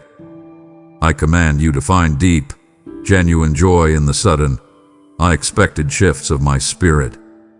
When your car breaks down, when the project at your job completely fails, when your family plans are ruined by an argument, do not look at these moments as absolute disasters. Look at them as my sovereign interruptions. I am purposely breaking apart your fragile, stressful plans to insert my perfect, peaceful will. I am trying to save you from a path that was leading straight into a wall of anxiety. You must completely abandon the idol of the planned day and embrace the raw and unpredictable power of the anointed day. An anointed day rarely goes according to your human schedule, but it always ends in a miracle. Do you feel the tight grip you have on your calendar right now? Open your hands. Let go of your desperate need to predict every outcome. The servant who is found eagerly watching and waiting for the master is the servant who receives the greatest reward. I promise you, the rewards of yielding to my interruptions are infinitely better than anything you could have scheduled for yourself. I will replace your exhausting, predictable routine with a life of divine adventure. Promise me today that you will stop fighting my detours. Promise me that when I interrupt your busy day with a call to pray, a call to rest, or a call to forgive, you will drop your pen, step away from your screen, and answer me instantly. Your true freedom is found in my sudden interruptions. You are sitting in the shadow of your own mistakes right now. You feel the heavy, paralyzing weight of deep regret. You know you skipped our time together, and now you are crying tears of frustration. I see those tears. I know the absolute pain of realizing you missed a divine moment. But I must tell you a vital truth about those tears today. You must learn to distinguish between worldly sorrow and true, godly repentance. Worldly sorrow is simply feeling bad because your life is hard. It is crying because the pressure at your job is crushing you, or because the unspoken tensions in your family finally broke your heart. It is the shame of feeling overlooked by the world and knowing your own delay caused it. Worldly sorrow keeps you trapped in the past. It makes you stare at the closed door, completely paralyzed by your own shame. But godly repentance is entirely different. Godly repentance feels the sting of the mistake, but it immediately turns around and runs back into my open arms. I command you to move past this paralyzing shame right now. You cannot undo the fact that you were late yesterday. You cannot magically reverse the harsh words you spoke to your family when you were running on empty. But dwelling on your past skips will only cause you to miss your next divine appointment. I watch you beat yourself up over your failures, and I tell you to stop. Wash your face right now. Wipe away the tears of defeat. Prepare your heart for the very next command I give you. You are spending so much time mourning the lost opportunity that you are completely ignoring the brand new door I am holding open for you today. You must accept the consequence of your delay, but you must also aggressively seek the Comforter. I am here to comfort you, not to condemn you. I am here to lift your head, not to push you down into the dirt. I invite you to step out of your dark room of regret today. Your regret is a heavy anchor, and I am calling you to sail forward. Do you feel the knot of guilt tight in your stomach? Hand that guilt to me. I already paid the ultimate price for your delays. I already shed my blood so that your mistakes do not have to define your eternal destiny. The hope I offer you remains fully alive as long as there is breath in your lungs. You are still breathing, which means I am not finished with you. You still have a pulse, which means you still have a powerful purpose. Do not let the enemy convince you that one missed meeting ruins your entire future. He wants you to stay stuck in your shame because a shameful believer is a silent, ineffective believer. Refuse to be silenced by your own mistakes today. I am actively restoring your soul right now.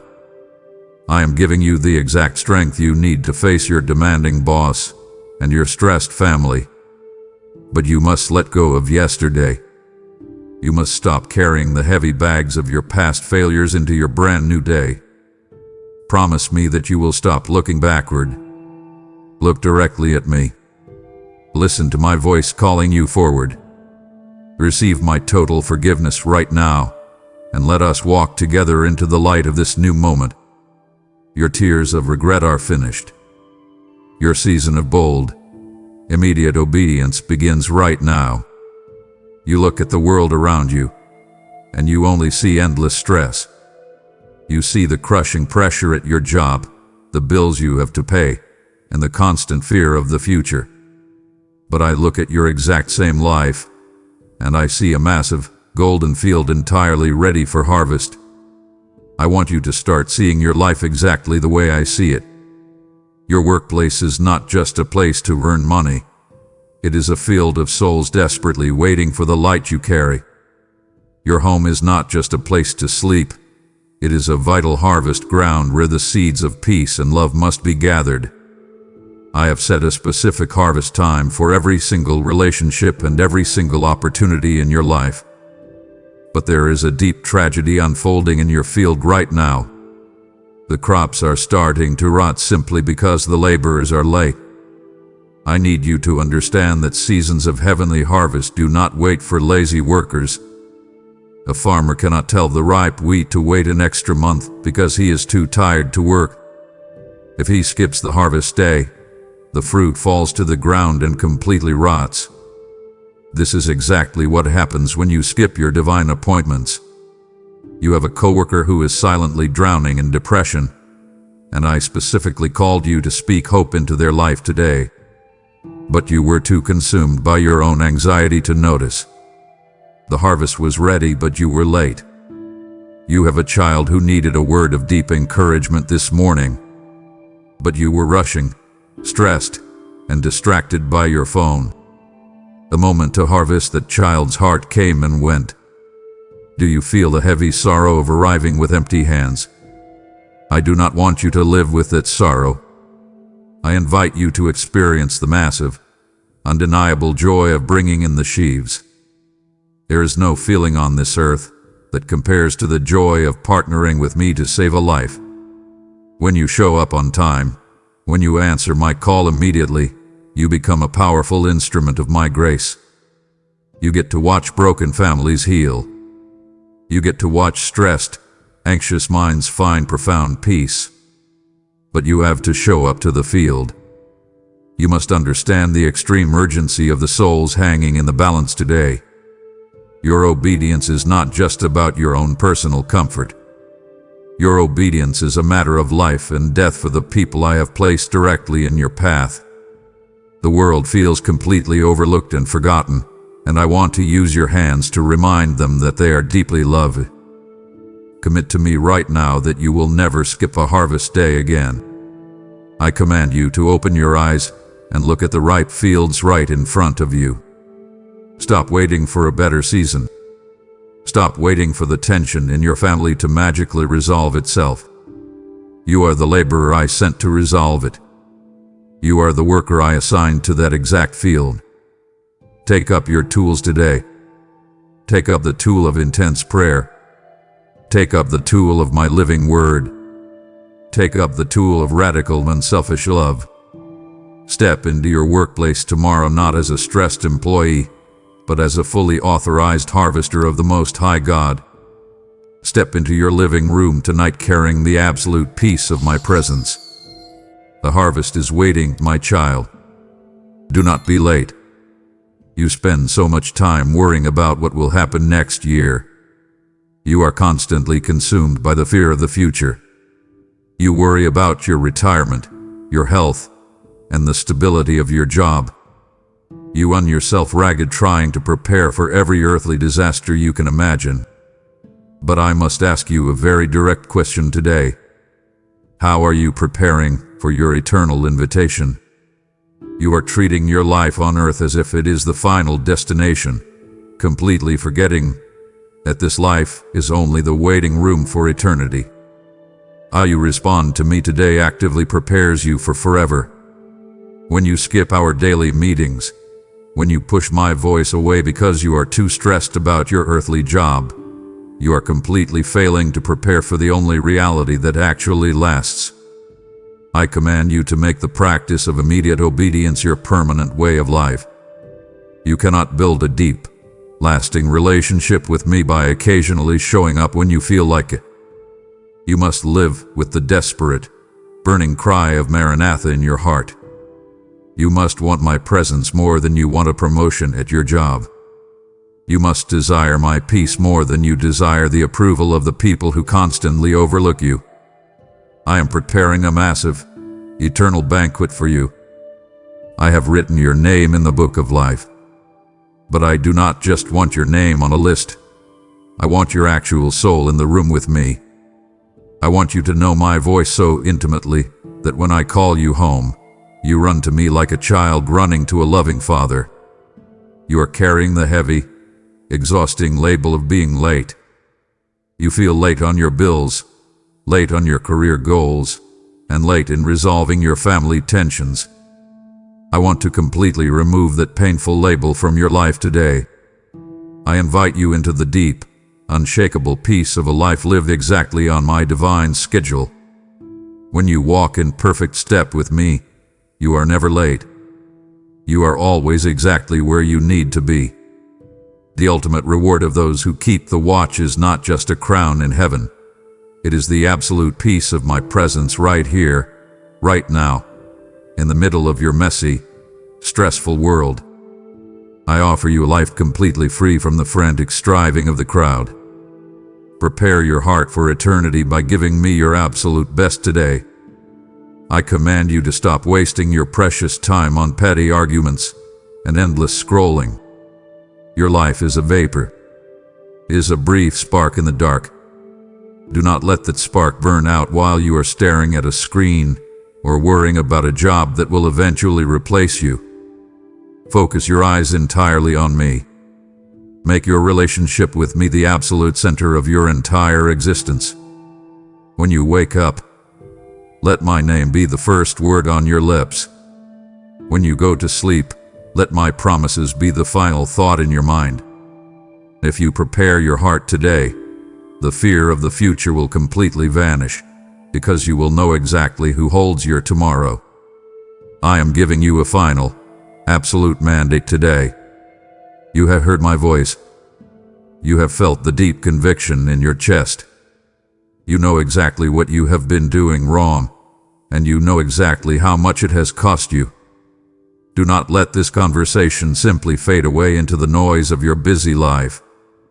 I command you to never skip the king again. I am drawing a firm line in the sand right now, and I am asking you to step over it. Consecrate your calendar to me today. Give me complete control over your mornings, your afternoons, and your nights. Stop acting like you are the master of your own time. You are my beloved child, and I am your sovereign lord. I demand your attention, not because I am a harsh dictator, but because I am a loving father who knows that my presence is the only thing that will actually save you. I invite you to seal this decision right now. I want you to make a permanent commitment to respond to my very first whisper. Do not wait for me to shout. Do not wait for a massive crisis in your family or a terrible disaster at your job to finally force you to your knees. Answer me when I whisper in the quiet moments. Pray this commitment out loud right now. Father, I surrender my time to you. I repent of my delays. I promise to seek your face before I seek the approval of the world. Give me the grace to overcome this spirit of delay. I hear that prayer. I see the sincere intention of your heart. I am actively releasing the supernatural grace you need to break the chains of procrastination forever. You are no longer a victim of your own busy schedule. You are a warrior armed with divine purpose. Go forth from this moment with a burning lamp and a completely ready heart. The fear of the future has no power over you anymore. The pressure at your job cannot crush you, because I am the one carrying your heavy load. The unspoken tensions in your family will be healed by the radical, unselfish love I am pouring into your soul right now. You are not overlooked. You are deeply, profoundly seen by the Creator of the universe. I know every tear you have cried. I know every silent struggle you have faced in the dark. You are my most precious treasure, and I will never, ever let you fall. My child, hear my final promise to you today. If you choose to walk with me now, if you choose to prioritize my presence above everything else in this fading world, you shall walk with me forever. The closed doors of your past are gone. I am holding open the door to a brand new, miraculous future. Take my hand right now. Do not hesitate. Do not look back at your mistakes. Step forward into the brilliant light of my eternal love. Our divine appointment starts right now, and it will never end. Amen. You have made the ultimate vow to never skip the king again, sealing your absolute surrender to my divine timing. I am directly commanding you to put a permanent seal on that vow by actively funding the rapid expansion of my kingdom right now. Every dollar you release becomes a supernatural magnet, drawing thousands of lost, rushing, and anxious souls into the quiet sanctuary of my love. You are dropping golden seeds of manna into a starving world, feeding those who are dying of spiritual hunger in the wasteland of their own delays. I speak this unbreakable promise over you. Whoever sows generously will absolutely reap a massive, overwhelming harvest of joy and prosperity. The harvest is rotting in the fields while men debate. You must act with violent faith in this exact moment to secure the crop. I will completely shatter every financial chain holding you back, flooding your life with extreme favor and unshakable peace forever. Prove your now belongs to me by giving instantly through Super Thanks, becoming a member, or using the PayPal link in the description. Amen.